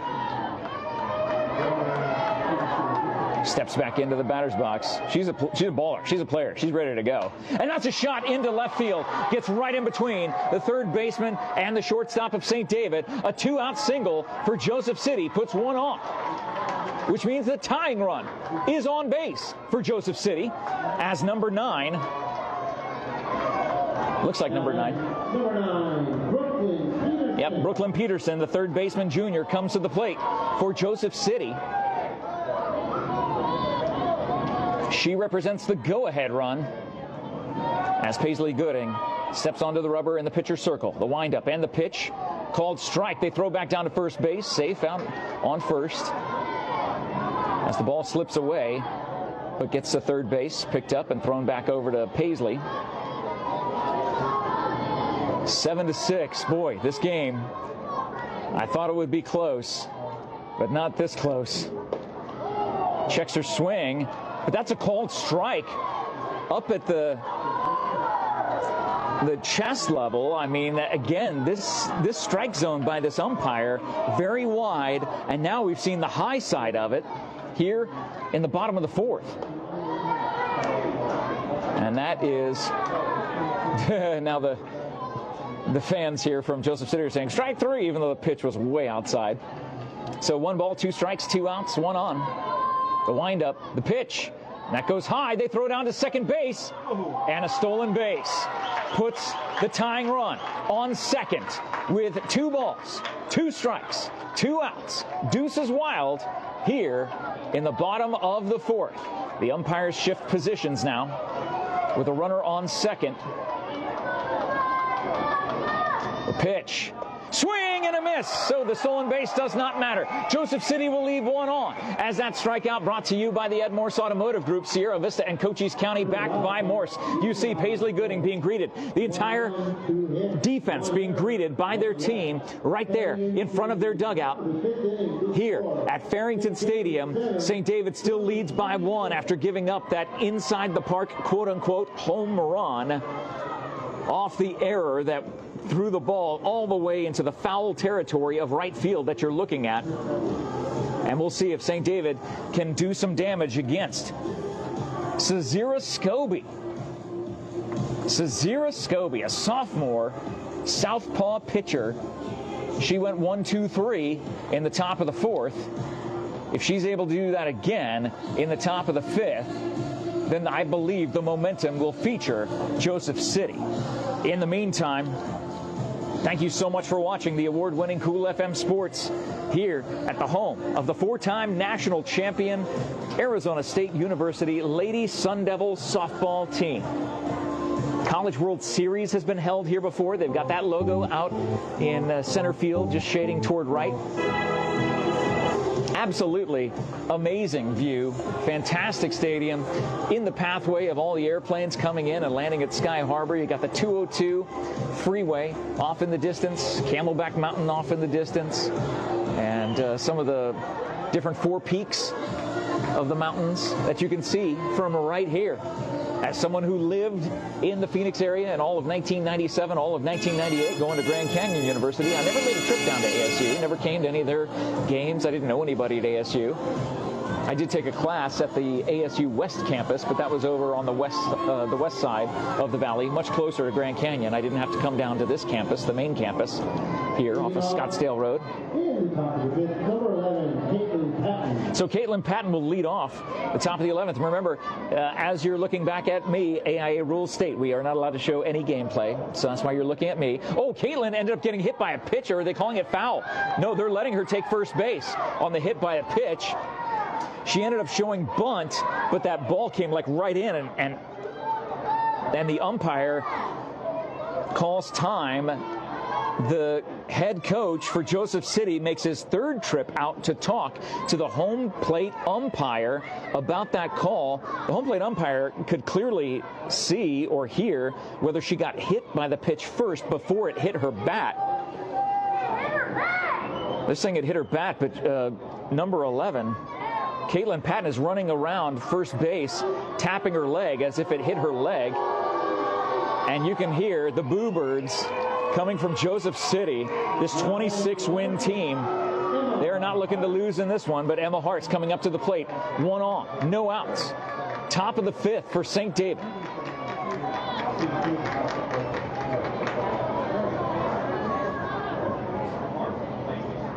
Emmeline Jaquez in the on-deck circle. They try to steal second, and they get her out. Stacia Murdoch, the catcher, she deserves all of that love. They come around the pitcher, and wow, what a play. Sliding in, the tag ended up going right into the face of Caitlin Patton. So she not only got hit by a pitch in the leg, she got punched in the face by a glove that was holding a softball that is not so soft when you get hit in the face. One out. And that's a shot going up toward the middle, cut off by the shortstop, throwing on the run over to first base. And that is the second out of this inning. My goodness. A ball that was going towards center field, the number 13 from Joseph City, Samantha Jesmer, the shortstop, got that ball behind second base and on the run, threw it to first for the force out. Two down. Emmeline Jaquez comes to the plate.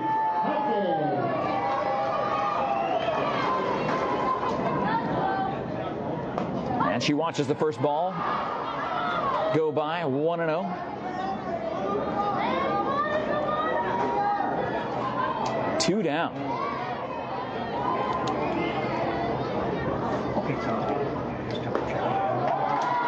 And that's called strike on the inside part of the plate. 1 ball, 1 strike, 2 outs. As we're toward the bottom of the hour here in Tempe. And that is a foul tip. So a 2-strike count to COCHISE. Remember that St. David scored 3 runs in the top of the second when they were down by 4. And they did all that with 2 outs. There's 2 outs right now, nobody on. Emmeline COCHISE at the plate. And that goes inside off the left arm of Cezira Scobie. A lot of movement going on here by some of these players that were, I assume these family members are from one of the teams that was in the semifinal game, and they just hung around. That goes low and inside. Deuces are, no, it's full count now. 3 balls, 2 strikes, and 2 outs. Everything okay? Okay.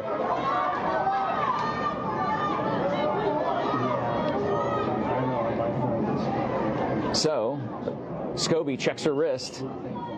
The windup and the pitch. And that's a pop fly going into shallow center field. The shortstop not able to get that. So just like I said, the 2 outs, base hits have come through for St. David. Will it come through now? It just did to put COCHISE on first on a shallow pop to center field. Austin Hatch now comes to the plate, the catcher for St. David, number 18, with 2 outs. The wind is still blowing out toward right field. The pitch holds off. That goes low. Ball 1. Joseph City, boy, they are ready to come unglued. If they're able to do some majestic things in the bottom of the 5th. The windup and the pitch.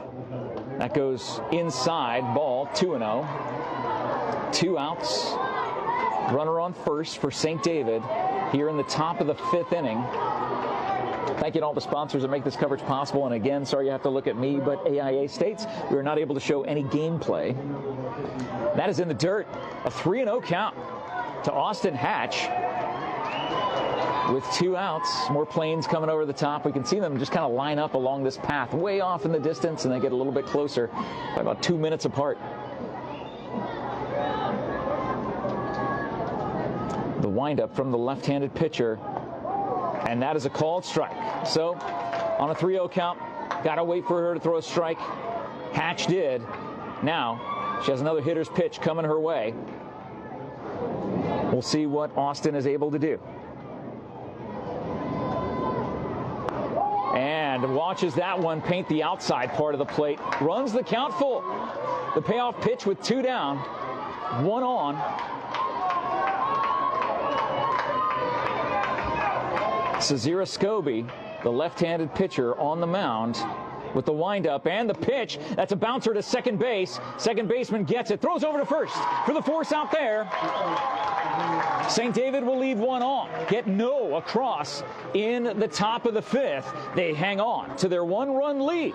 As we head to the bottom of the 5th, thanking our fantastic sponsors for making this coverage possible. TWN Communications, Sierra Toyota, American Southwest Credit Union, Right Way Heating, Cooling, Plumbing, and Electrical, Allo Fiber, TV, phone, and internet at allofiber.com, Ginger's Title Services of Sierra Vista, Grasshopper Landscaping, Copper Queen Community Hospital with locations in Bisbee and Douglas and the Hereford Palominas area, BARNETT'S Towing and Propane, serving our community in southern Arizona since 1963. The Sherry EHTELL team at Long Realty. Sherry's number is right there in the post description. You can give her a call and make sure that you are backed by the Sherry EHTELL team when you were looking to buy or sell your home or land. And speaking of being backed, you were always backed by Morse when you get a brand new car, truck, or SUV from the Ed Morse Automotive Dealership. I'm getting some text messages from friends like Damon Trejo. Damon sending me a text. He's watching. Thank you, Damon, for the shout out there. I didn't see the text message till just now. I have my phone on silent. But Todd, remind me, I need to send a text message about tomorrow's Vehicle of the Week. I need to do that. And in the meantime, if you want to enter to win a Papa John's pizza, leave a comment in this post description, and you will be entered to be a random winner are really, really hoping that St. David, this team, will be able to hold on to this one-run lead. The defense will need to lock down. That one run came in the bottom of the fourth via error. Just to show how evenly matched these teams are, they each have 7 hits, and it's the score 7-6. April Neal coming to the plate. The center fielder, senior, watches that pitch get called a strike. Next pitch is high, evens the count, 1 ball, 1 strike.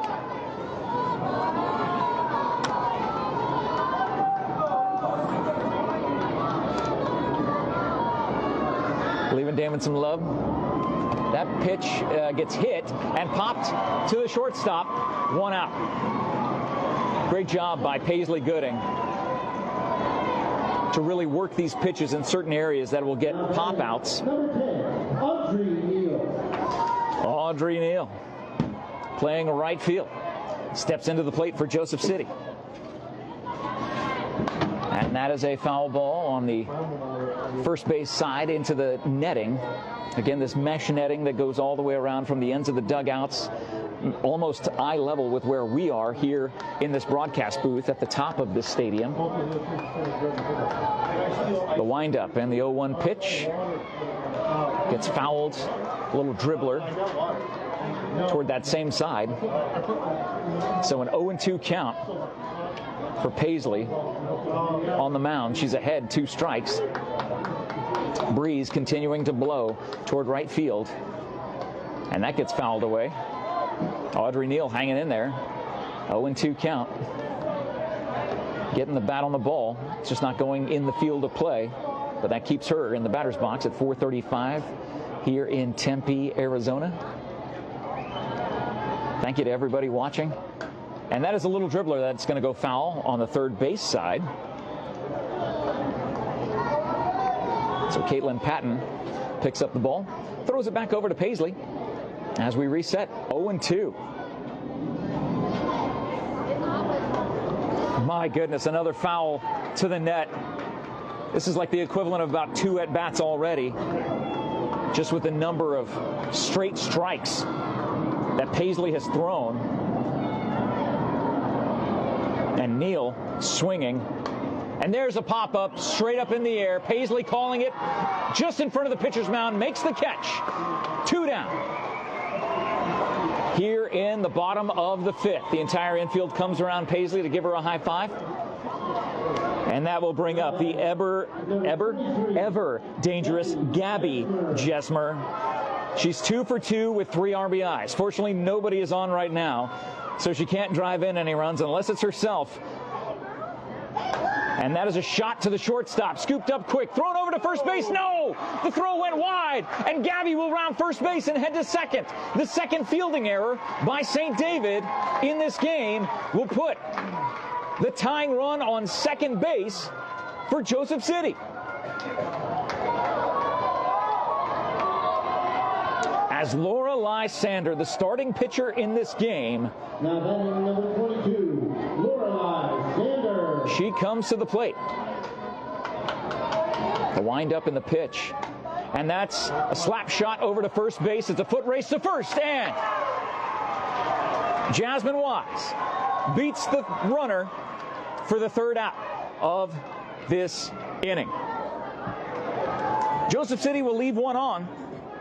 Get none across, but another error for St. David gives them 2 errors total. 1 error, 1 left. Heading into the top of the 6th. We are going into the top of the 6th inning. Thank you so much to Dan the Man for leaving all those cool graphics with all of our advertisers and people who are really making a difference with what Cool FM Sports, the award-winning Cool FM Sports, is all about. We're all about community.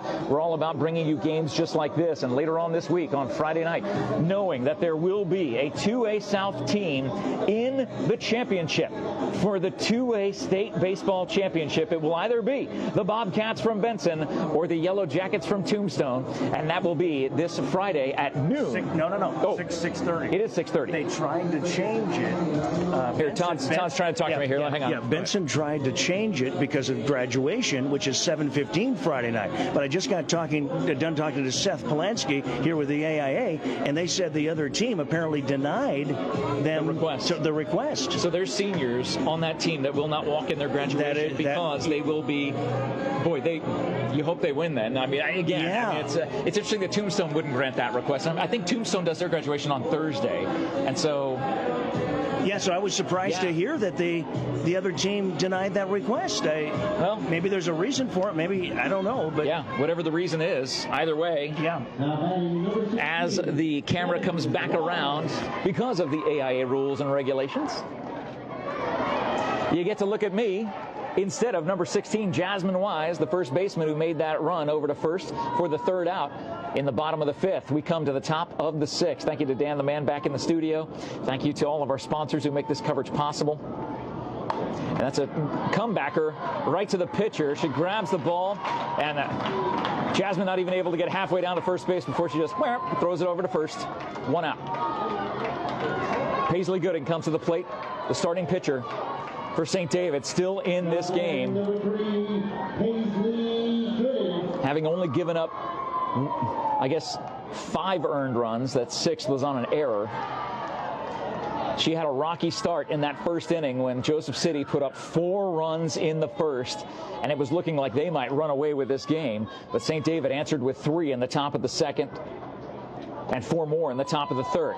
No runs since then, but the consistency of Joseph City has put 1 run across in the third, 1 across in the fourth, and that makes it 7-6 here in the top of the sixth. 2 balls, no strikes to Paisley Gooding. There's the pitch. That goes low, 3-0.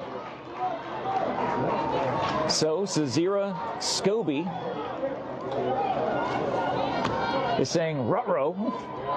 Get it like Scooby? Never mind, Todd. You're too young to get that reference. And that is ball 4. So 4 straight pitches equals 1 walk to Paisley Gooding. Time is called as they're going to bring in a substitute runner. Paige Evans, number 13, will come in to pinch run. As Camber Hawkes comes to the plate for St. David. So pinch runner, so that way Paisley Gooding can come and stay cool in the dugout.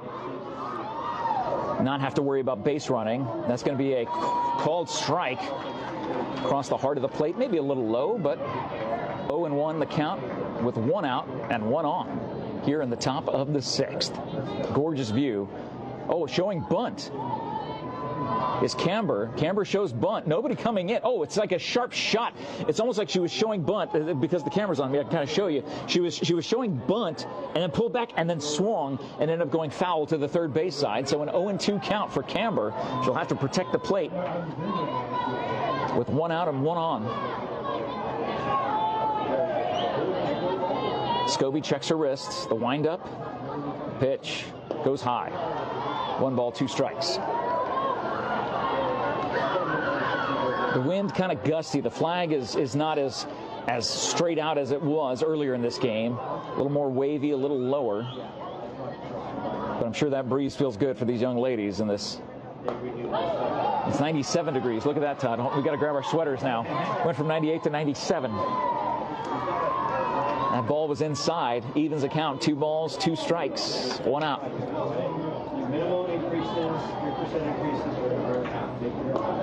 And that is outside. Running the count full. And boy, the Joseph City crowd thought that was strike 3. And I try not to make the call before the umpire does because his strike zone is wide. The payoff pitch goes low in the dirt, and that's ball 4. So runners on first and second brings up Piper Merrill. Here in the top of the sixth, and the infield is going to come in and have a talk about this. So time is called. We'll show you the field. Bettina Thompson says, great game calling, Jeff. Aww. So exciting. Go Tigers. Bettina is amazing. We love her family very, very much. Known her for several years now. Just very, very sweet, very kind. Thank you so much, Bettina. Hope you're doing well and your family's doing well. And yes, absolutely, go Tigers. Hey, we're here to support both teams as best we can, but we know which team we're rooting for, and that's the team from Cochise County. It is the Tigers of St. David with 2 on and 1 out here in the top of the 6th inning. Piper Merrill shows bunt, comes back, now shows bunt again. Third baseman running it. A bunt down the first base side. She is trying to run it out, not able to make it, but a sacrifice will make 2 outs, but advances 2 more runners in scoring position. So now the pressure is on for Reagan Haney, number 10, coming to the plate. Now batting number 10, Reagan Haney. And again, if you leave a comment in the post description, you will be automatically entered to win a Papa John's pizza. So leave a comment for your favorite team, whether you're rooting for the Wildcats of Joseph City, the Tigers of St. David. The ball gets past the catcher, and they will send the runner home. There is another run for St. David at 4:44. They get their 8th run of the game. A wild pitch by Sazira Scobie ends up forcing in the runner from third. So they get a run from the sacrifice bunt that Piper Merrill put down toward first base. A run comes in, advances the other runner to third. And that's going to be a called strike. So evens the count, 1 ball, 1 strike, 2 outs. Runner on third for St. David. Something smells good. It smells like a grilled cheese sandwich. I wish this was smell-o-vision. And that goes inside. They throw it back to third base. But again, that catcher, Stacia Murdoch. If you're watching, if you ever watch this, you are amazing. You're an amazing student athlete. The things that you're doing from the catcher position here, you are running this show. You are absolutely awesome. And your team is fantastic, by the way. I'm just letting you know. She's just incredible. And that is, oh, wow. I thought that was going to be called a strike, but it was up. So 3 balls, 1 strike. A walk doesn't cost anything if Scobie ends up putting ball 4 across. But we're hoping for a base hit. And that goes low. Runners on the corners with 2 down. St. David has already put 1 across the plate.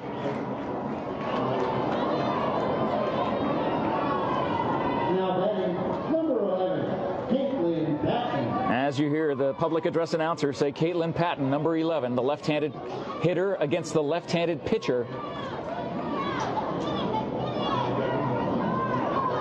And the windup coming.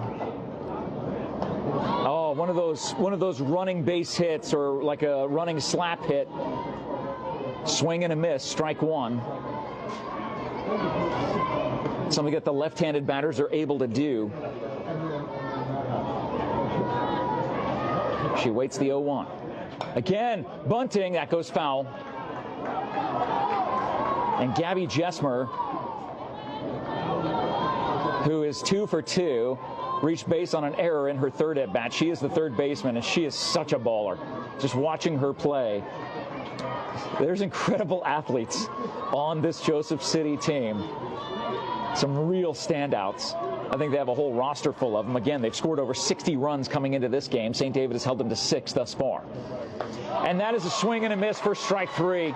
So the running base hit attempt does not happen. St. David will strand 2, but not before 1 more run comes across the plate. Could that be the insurance that the team needs to get through the 6th and come to bat in the 7th and try to get a little bit more insurance, almost like what happened with Bisbee and Benson, the baseball teams. When those 2A teams met, it was a back-and-forth game until Benson put across a couple of runs late, and that insurance was just enough for Benson to make it to the semifinal game that you can watch here on Cool FM Live this Friday night.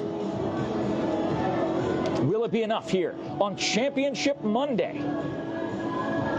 at Farrington Stadium, home of the ASU 4-time national champion softball Sun Devils? What a great view here. Again, planes flying over the top of us. Got a good turnout from fans on both teams, and then there's looks like another one of the teams that maybe was in the semifinal game, or possibly another team just coming to watch, see what's going on here, wearing red. I can't see where they're from, but a lot of fans. And of course, you guys watching, thank you so much for taking the time out of your busy day to tune in for Championship Monday.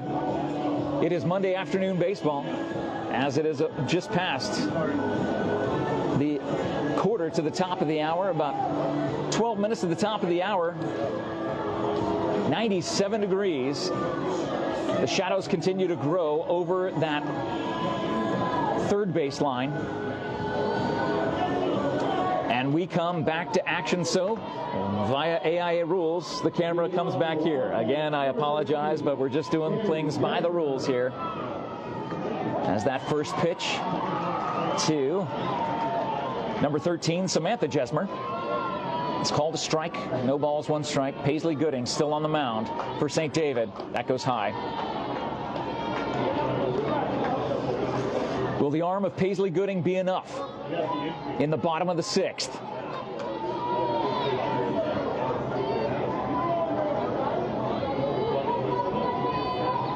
Pitch, swing and miss on outside heat. 1 ball, 2 strikes to Jesmer.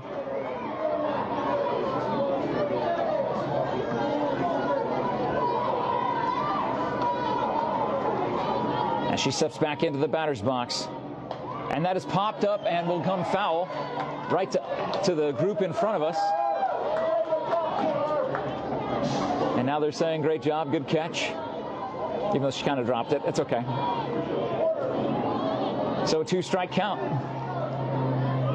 The pitch goes inside, and the St. David faithful, they are cheering as if that was strike 3. I'm not sure if there's been a called strike 3. I think every strike 3 has been a swinging strike 3. So evens the count, 2 balls, 2 strikes to Jesmer, the leadoff hitter.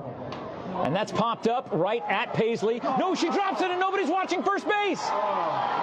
The first baseman came in. The ball fell out of Paisley's glove. As she was marching toward first base, the ball went right through, off of her glove. Another error by St. David puts the leadoff hitter on with no outs here in the bottom of the sixth.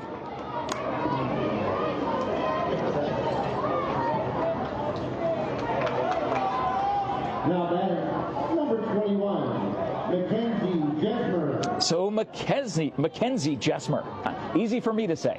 Mackenzie Jesmer comes to the left side batter's box. She's going to talk to her head coach. Oh no, it's Scobie who's at the bat. They're going to bring in a pinch runner. Looks like number 20, Rayleigh Fish, coming in to pinch run for Samantha Jesmer on first.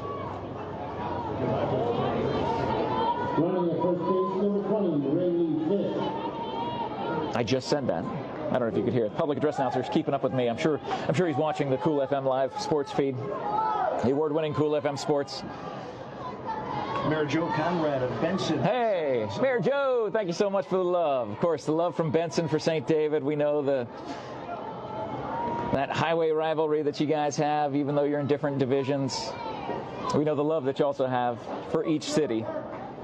I think Mayor Joe just wanted to get into the Papa John's pizza raffle. Again, leave a comment, and you will be eligible to win. Drawn at random, a Papa John's pizza. The pitch goes outside. Ball 1 to the left-handed Cezira Scobie, who is the relief pitcher for Joseph City.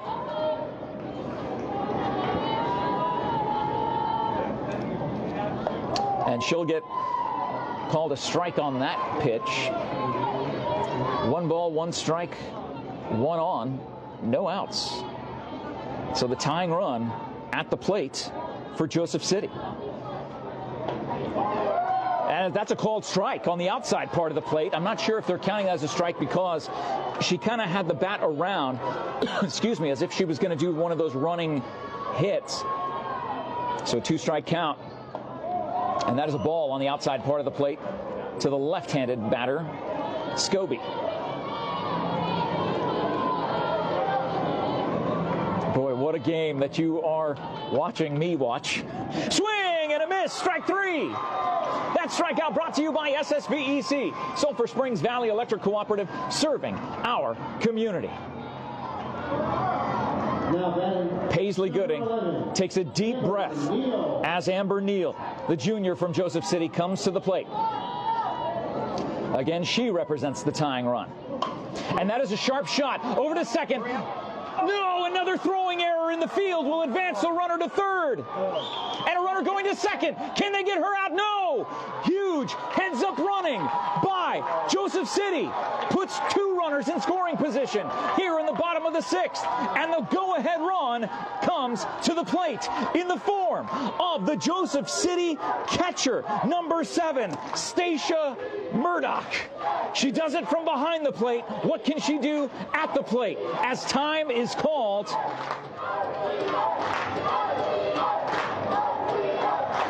as the Joseph City fans are coming alive, and they're having a talk here in the field. This sun has been brutal all game long. 97 degrees. You know the heat index on the field is much greater than it is just at some random location that my iWatch is drawing from. It is hot on the field. And the head coach for St. David heads back into the dugout while the rest of the team still stands around the pitcher's circle. And we will reset.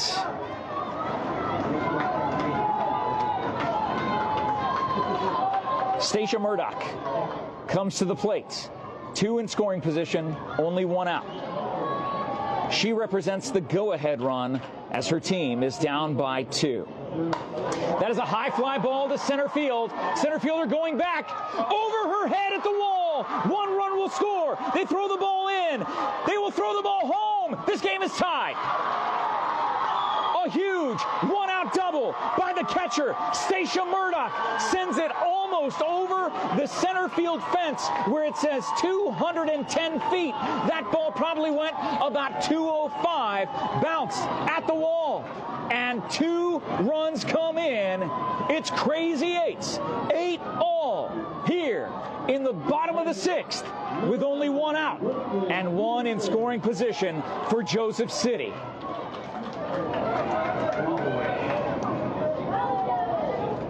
Brooklyn Peterson will come to the plate.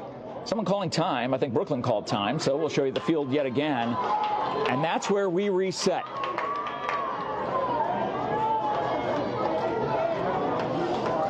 So Brooklyn called time, went over to talk to her head coach.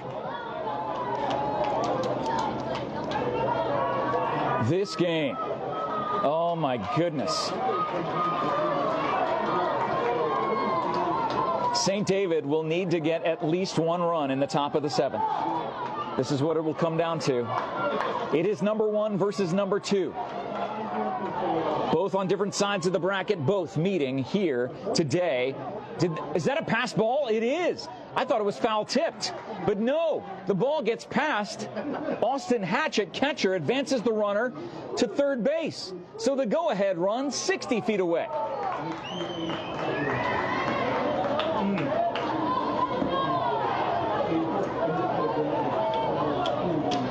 Not sure what happened. The home plate umpire walked over toward first base, ended up coming back.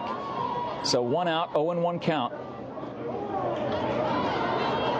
That's a called strike, 0-2. I guess it was a strike, but it was a pass ball, so the batter never tipped it. So it was a strike on a bunt. And that is tipped. They're going to throw home. No, they don't go home. They go to first, and she's just out at first base. Paisley decided to go to first, but that is an RBI. As another run scores, the go-ahead run comes in. The 3rd run comes in the bottom of the 6th, and Joseph City leads 9-8. April Neal comes to the plate. Bases are clear, 2 outs. That pitch goes inside. So when Joseph City returns on the defensive side, they will be 3 outs away from a state championship. The breaking pitch, boy, that looked good from here, and that was a called strike. 1 ball, 1 strike. And there are certain fans from Joseph City that are giving this home plate official a very hard time. Even though their team putting 3 runs across. 1 error in this inning. And that is a shot down the, and they're saying foul, my goodness, right down the third base line. And that could have easily been extra bases. Wow. That was a big time shot. Ended up coming just pulled. I'd say, Todd, I mean, I couldn't even tell. It looked like it was fair from here. That must have been 2 blades of grass. Foul. So reset, 2 balls, 2 strikes, 2 down, and hit by pitch. And April Neal throws her bat, and she is pumped. But that hit her right in the leg, in her front leg. And that will bring up Audrey Neal. Now batting, number 10, Audrey Neal. April is a senior. Audrey is a junior. Not sure if they're siblings or cousins, but either way, the Neal family very well represented here in the 1A championship. Championship Monday here on Cool FM Live.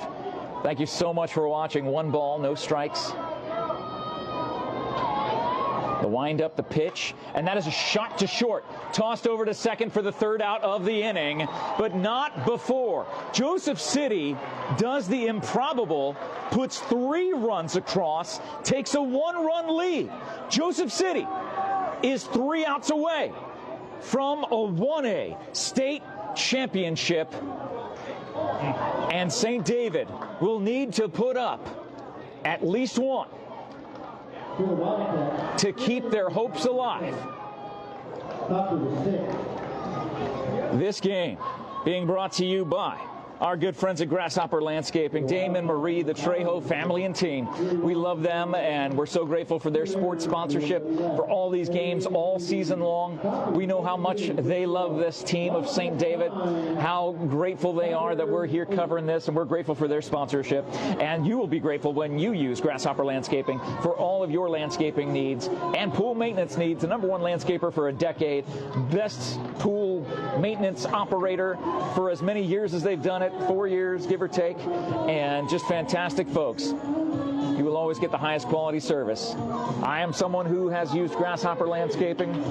They jokingly tell me, Jeff, everyone buys grass for their dog. You are the only person I ever have known who have bought a dog for your grass. And that is what they told me, and that is the truth. Harley Doodleson Davenport on Instagram. Please follow. Is there. You can see him there, but we lead off the top of the 7th. St. David down to their final 3 outs of this season. And it will be Emma Hart leading off this inning. Down by 1. This is a huge opportunity. I still can't figure out how Joseph City got those 3 runs. I mean, this time is called, so the infield coming in around the pitcher's circle to have a chat there as Emma Hart talks to her head coach. Planes fly over the top of us here. More coming in way off in the distance every few minutes, sending in the planes that are landing from the east to the west. Joseph City takes their positions in the field. The home plate umpire is going over. He's walking over to the St. David dugout and questioning what's going on. We can actually show this because the home plate umpire is actually standing right outside the dugout of the Tigers, asking about certain batting order or maybe going over a fielding change that might be going on. You can see the center fielder is playing in right now. I'm not sure if that's just where she is at this moment, but the Joseph City fans have come alive. They've been complaining a lot today, some of it rightfully so, about some of these questionable calls by the home plate umpire, but their team leads by 1 in the top of the 7th. Home plate umpire returns back behind the plate. First pitch to Hart is a ball outside, 1-0. It is Scobie, Cezira Scobie, still in, trying to get the save. And that is a shot towards second base. Backhanded, thrown over to first in time. 2 outs away from the 2025 AIA Softball 1A State Championship. St. David down to their final 2 outs. Emmeline Hawkins at the plate. Making that pitching change to Cezira Scobie has paid off huge. Oh my goodness, she was hit by a pitch. She made the turn and was hit like in the shoulder. The ball was still caught by Stacia Murdoch, the catcher for Joseph City.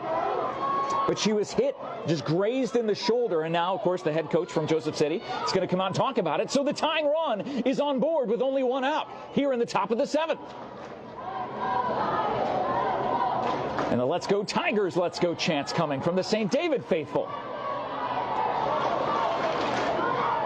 Now batting number 19, Austin Hatch. Austin Hatch at the plate.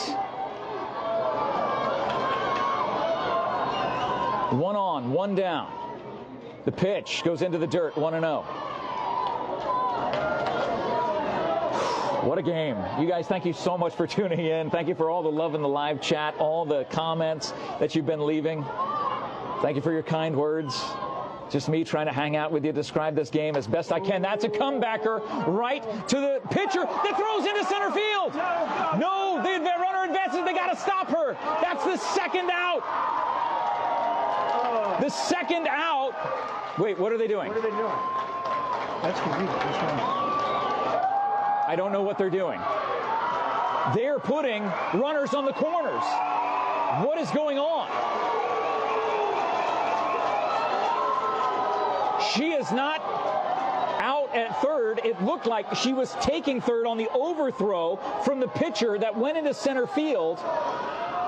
And now all 3 umpires are conferring together, as you see, just to the left of the pitcher circle.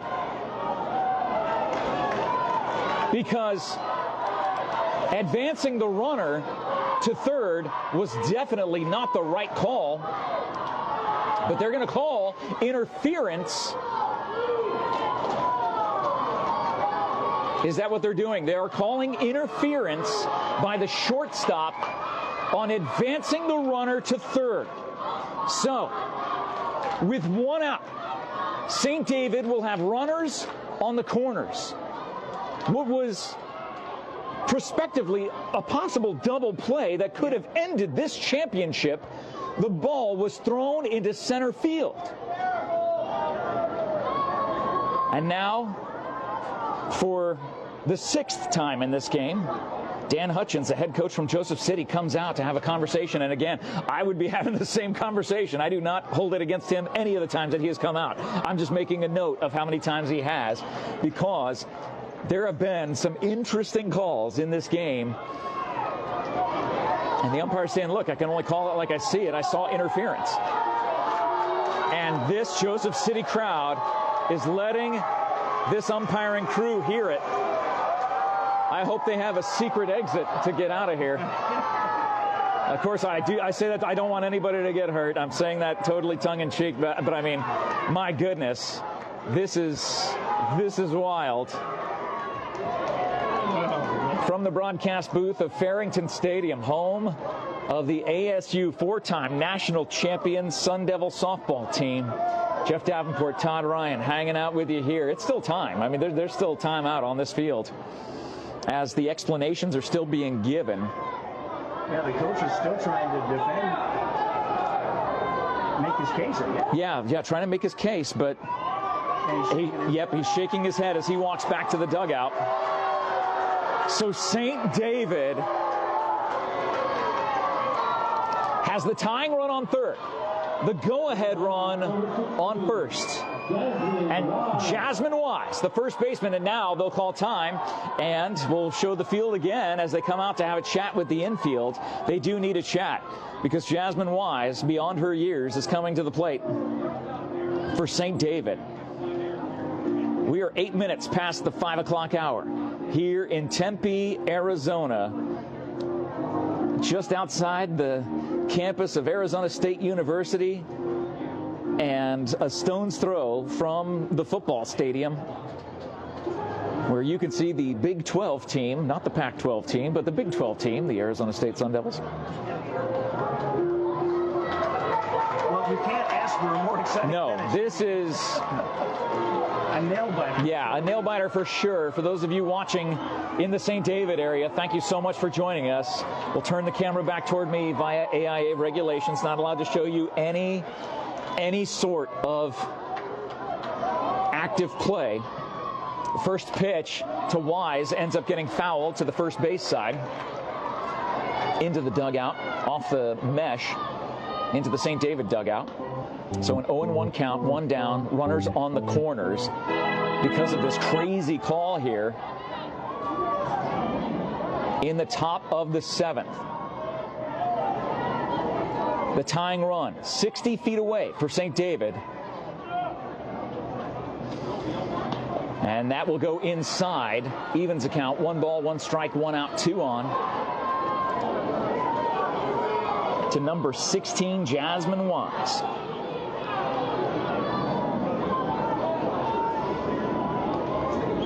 Scobie gets the pitch. She throws it. And that is a bouncer on the foul side, picked up foul by the first baseman. Mackenzie Jesmer on first base picks up that ball in foul territory. So again, 1 ball, 2 strikes here in the top of the 7th. St. David needs that run at 60 feet away, one way or another. They need to get it to keep this game going. And that is in the dirt. And the runner will still second.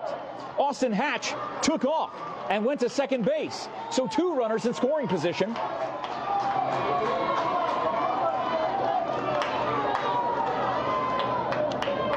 Scobie checks her wrist, winds up the pitch. And that is foul. Off the mesh on that first base side. Again, bouncing off the mesh, bouncing off the top of the dugout, into the dugout.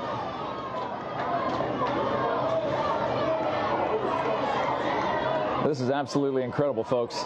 Thank you guys for watching. Thank you for being a part of this. Top of the 7th. 2 balls, 2 strikes, and that's fouled away. That will go out of play.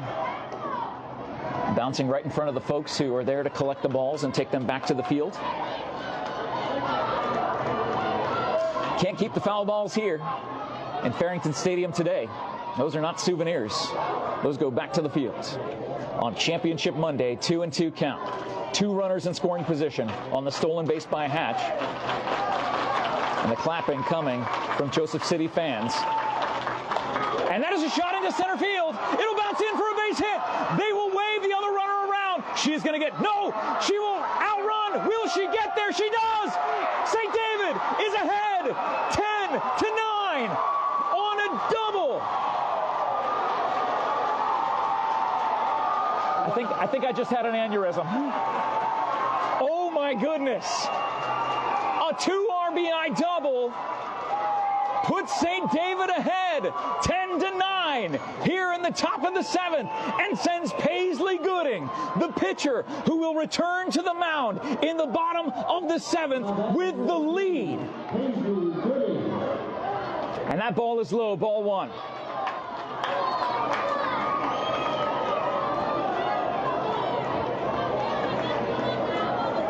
What A clutch hit to center field. And that is a grounder going to short. The shortstop will get it and send it over to first. Runner will try to advance to third. Oh, the high throw. The high throw almost went over the head of Gabby Jesmer, the superstar third baseman. She caught it, but one more runner in scoring position 60 feet away as Camber Hawkes comes to the plate. So runner on third, 2 outs. Camber Hawkes.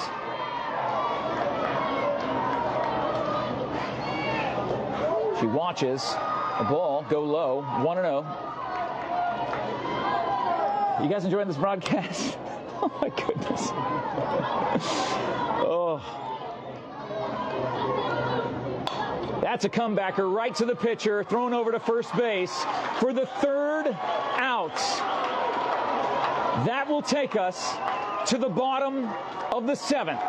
St. David, the improbable comeback, was down by 1, puts 2 runs across, and leads by 1 going into the bottom of the 7th inning. St. David is now 3 outs away from claiming the 1A state championship for the 2025 AIA softball tournament. Take a look at this field as we thank our sponsors. Thank you, Dan the Man, for showing them all game long, all across your screen.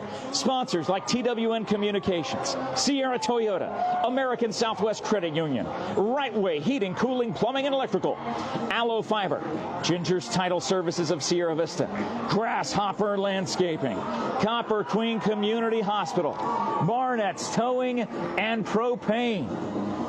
The Sherry Ethel team at Long Realty, the Ed Morse Automotive Group, and Sulphur Springs Valley Electric Cooperative, SSVEC, serving our community.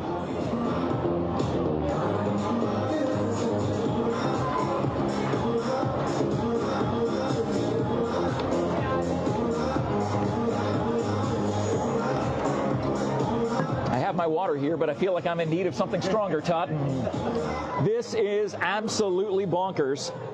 St. David is 3 outs away. And who is the leadoff hitter here in the bottom of the 7th? This is the equivalent of the bottom of the 9th, folks. For those of you who don't know, high school softball only goes 7 innings.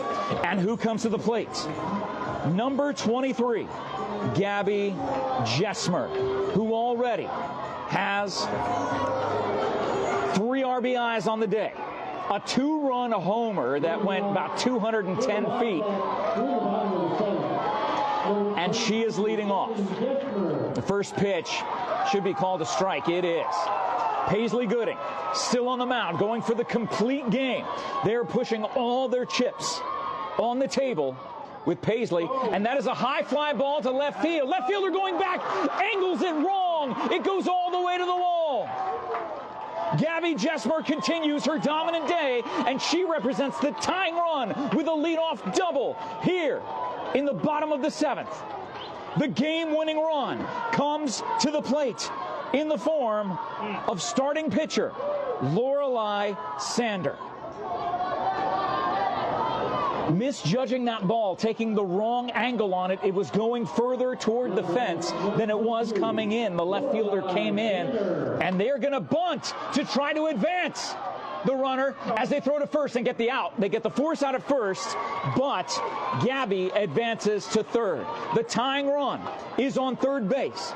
The go-ahead run is now, I'm sorry, not the go-ahead run, the 1A state championship winning run is in the form of Samantha Jesmer.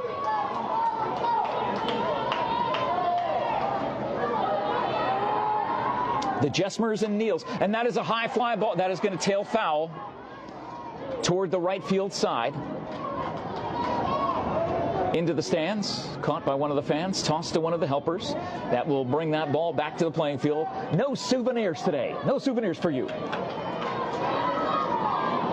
0-1 count, 1 out, runner on third. Thank you again, Dan the Man, back in the studio. Thank you, Todd Ryan, for creating this crazy space called Cool FM Online, now known as Cool FM Live.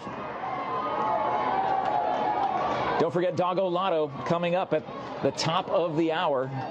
A bunt shown. They're going to force a bunt home. They throw over to first. They do get the force out there, but the tying run comes home. Gabby Jesmer brings the tying. No, they're saying she's safe at first.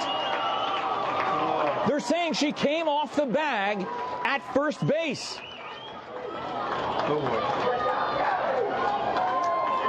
Gabby Jesmer is having the game of her life. She has scored. She is responsible for, I believe, 5 of the 10 runs that have come in for Joseph City today. But just the fact that Joseph City has only scored 10 runs in this game is kind of a minor miracle, knowing that they've averaged over 20 over the course of this playoff run. And now the head coach of St. David coming to just double check. So there is still only one out. A runner on first. She is the championship clinching run on first base as number 21, Mackenzie Jesmer. Now that is number 21, Mackenzie Jesmer. And she shows bunt. Bunts down to first base, and the first baseman from her knees, not able to get there in time, and the winning run ends up getting to third base on the play. The bunt was bunted in the air.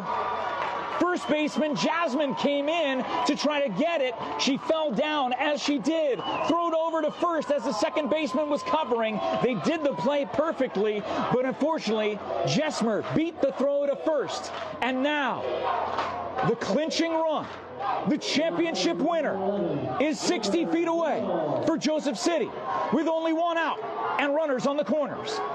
Infield playing in.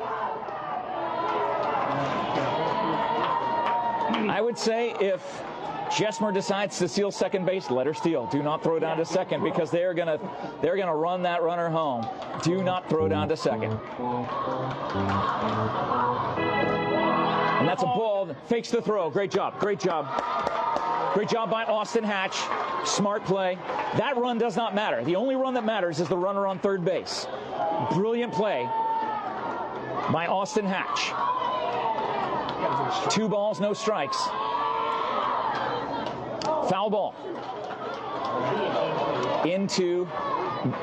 That's an interesting point being made here by one of the other fellows in the broadcast booth, saying, why not make the intentional walk? And that way, any base is an out. I think that, and that goes inside. Yeah, that's a good point. So, runners on second and third. The only run that matters is this championship clinching run on third base, in the form of Amber Neal. Okay. I'm sorry, excuse me, Samantha Jesmer.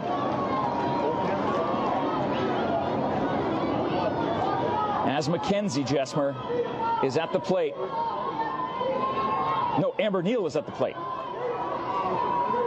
It's all Jesmers and Neals. I'm sorry. I apologize. That goes inside for ball 4. Bases are loaded. And who comes up to the plate? The young lady that I've been saying a few very nice things about, Stacia Murdoch, the senior catcher. It's time. It's time. Time on the field. Take a look at this field. Bases are loaded. The head coach talks to Stacia, gives her a pep talk with only one out. They could try to bunt in a run. I mean, they could sacrifice. They could try for a hit in the infield. But again, you need to get the force at home.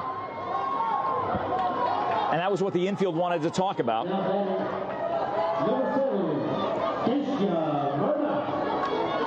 So, bases loaded. Bottom of the 7th. Game-winning run on third. The pitch. Stacia watches it go high and outside off the arm of Paisley Gooding. The only run that matters is the runner on third. They need a ground ball with a force out at home. The 1-0 count, the windup and the pitch. That goes high. 2-0. You do not want to walk in a run.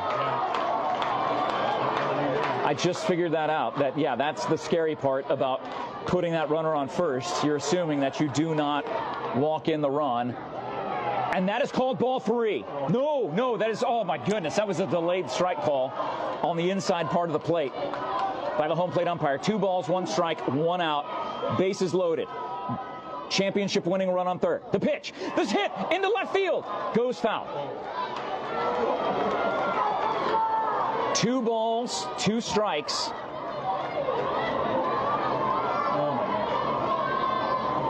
Stacia. She comes and checks her wrist as the coach gives her the sign of what he wants her to do. She steps back into the batter's box and get ready to show that camera to everybody, because once that game-winning run scores, that is driven into left field, down the left field line. That is foul as well. Keeps the count at 2-2. So Stacia has been ahead and pulled the ball foul to the third base side from the right-handed batter's box twice. So the question is, thank you guys for watching. My goodness, I hope you're just as excited as I am in a 10-10 game. The windup, the pitch. That is a shot into left field. This game is over. The championship has been won by Joseph City. The final score, 11-10.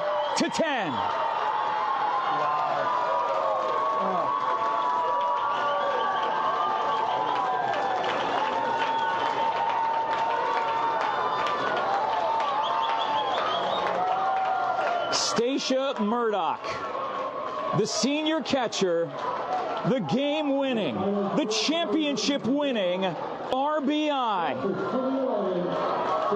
goes out as a champion in her senior season. Just like seniors, April Neal, Andrea Peterson, Samantha Jesmer, Georgia Hutchins, and Gabby Jesmer, who should be the MVP. I think there should be co-MVPs of this game. It should be Stacia Murdoch and Gabby Jesmer, for my money. They are blowing off the field and getting it ready for the award ceremony. As you see St. David on the right side of your screen, they are huddled up there. An insanely tough loss, but a gritty comeback showing you how strong the 1A South truly is.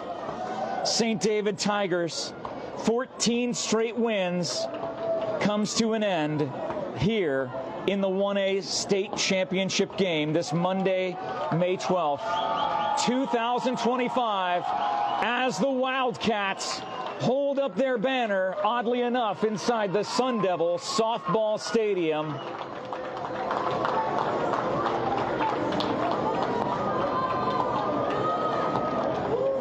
Final score, 11-10. It still says 10-9 St. David on the scoreboard. They haven't fixed that yet. But it is, and now they come together to shake hands behind home plate. The heartbroken fans of St. David, what an incredible season the Lady Tigers have put together, and what a joy and honor to watch them, as many of their seniors will be going on to play at the next level. And I'm sure that Joseph City, their 7 seniors, they will find a place to play. But an absolutely unbelievable game. And yes, congratulations, Joseph City, winning 11-9. It's 11-10.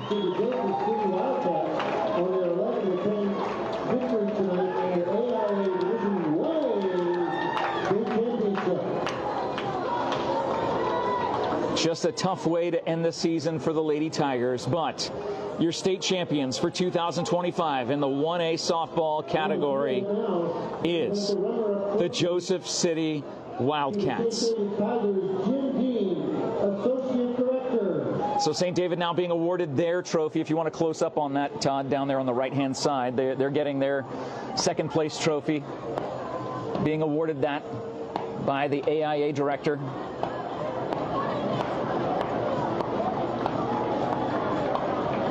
Congratulations to St. David. What an incredible season. Undefeated in conference. not able to get the 15th straight win to clinch this championship, but 14 straight coming into today as they get their photo taken. It's a bittersweet loss, but nonetheless, that trophy will grace the trophy cases of St. David High School. Executive Director David Hines.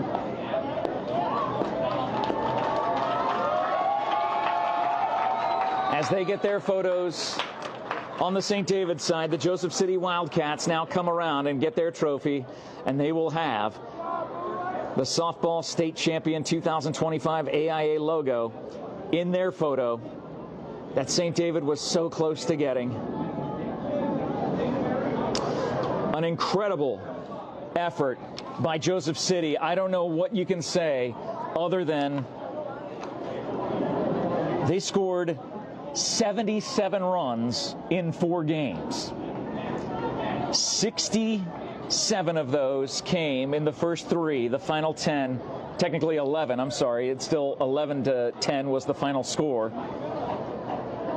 So 68 runs, 57 of those runs came in the first 3 games. St. David held them to 11. Unfortunately, just one too many.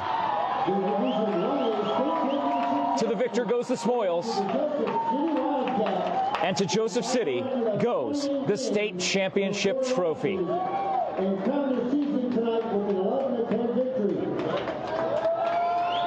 Congratulations to Joseph City. The Wildcats take home the 1A state champion for the 2025 AIA softball tournament.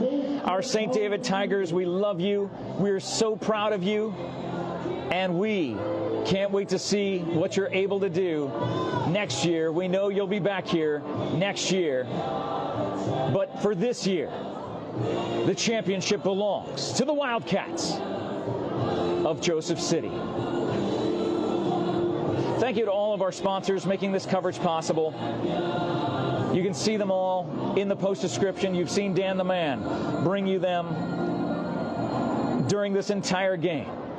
Thank you to Todd Ryan being able to do all this fantastic camera work. And thank you to the over 100 viewers that were watching at the end of this live, and for the thousands and thousands that tuned in.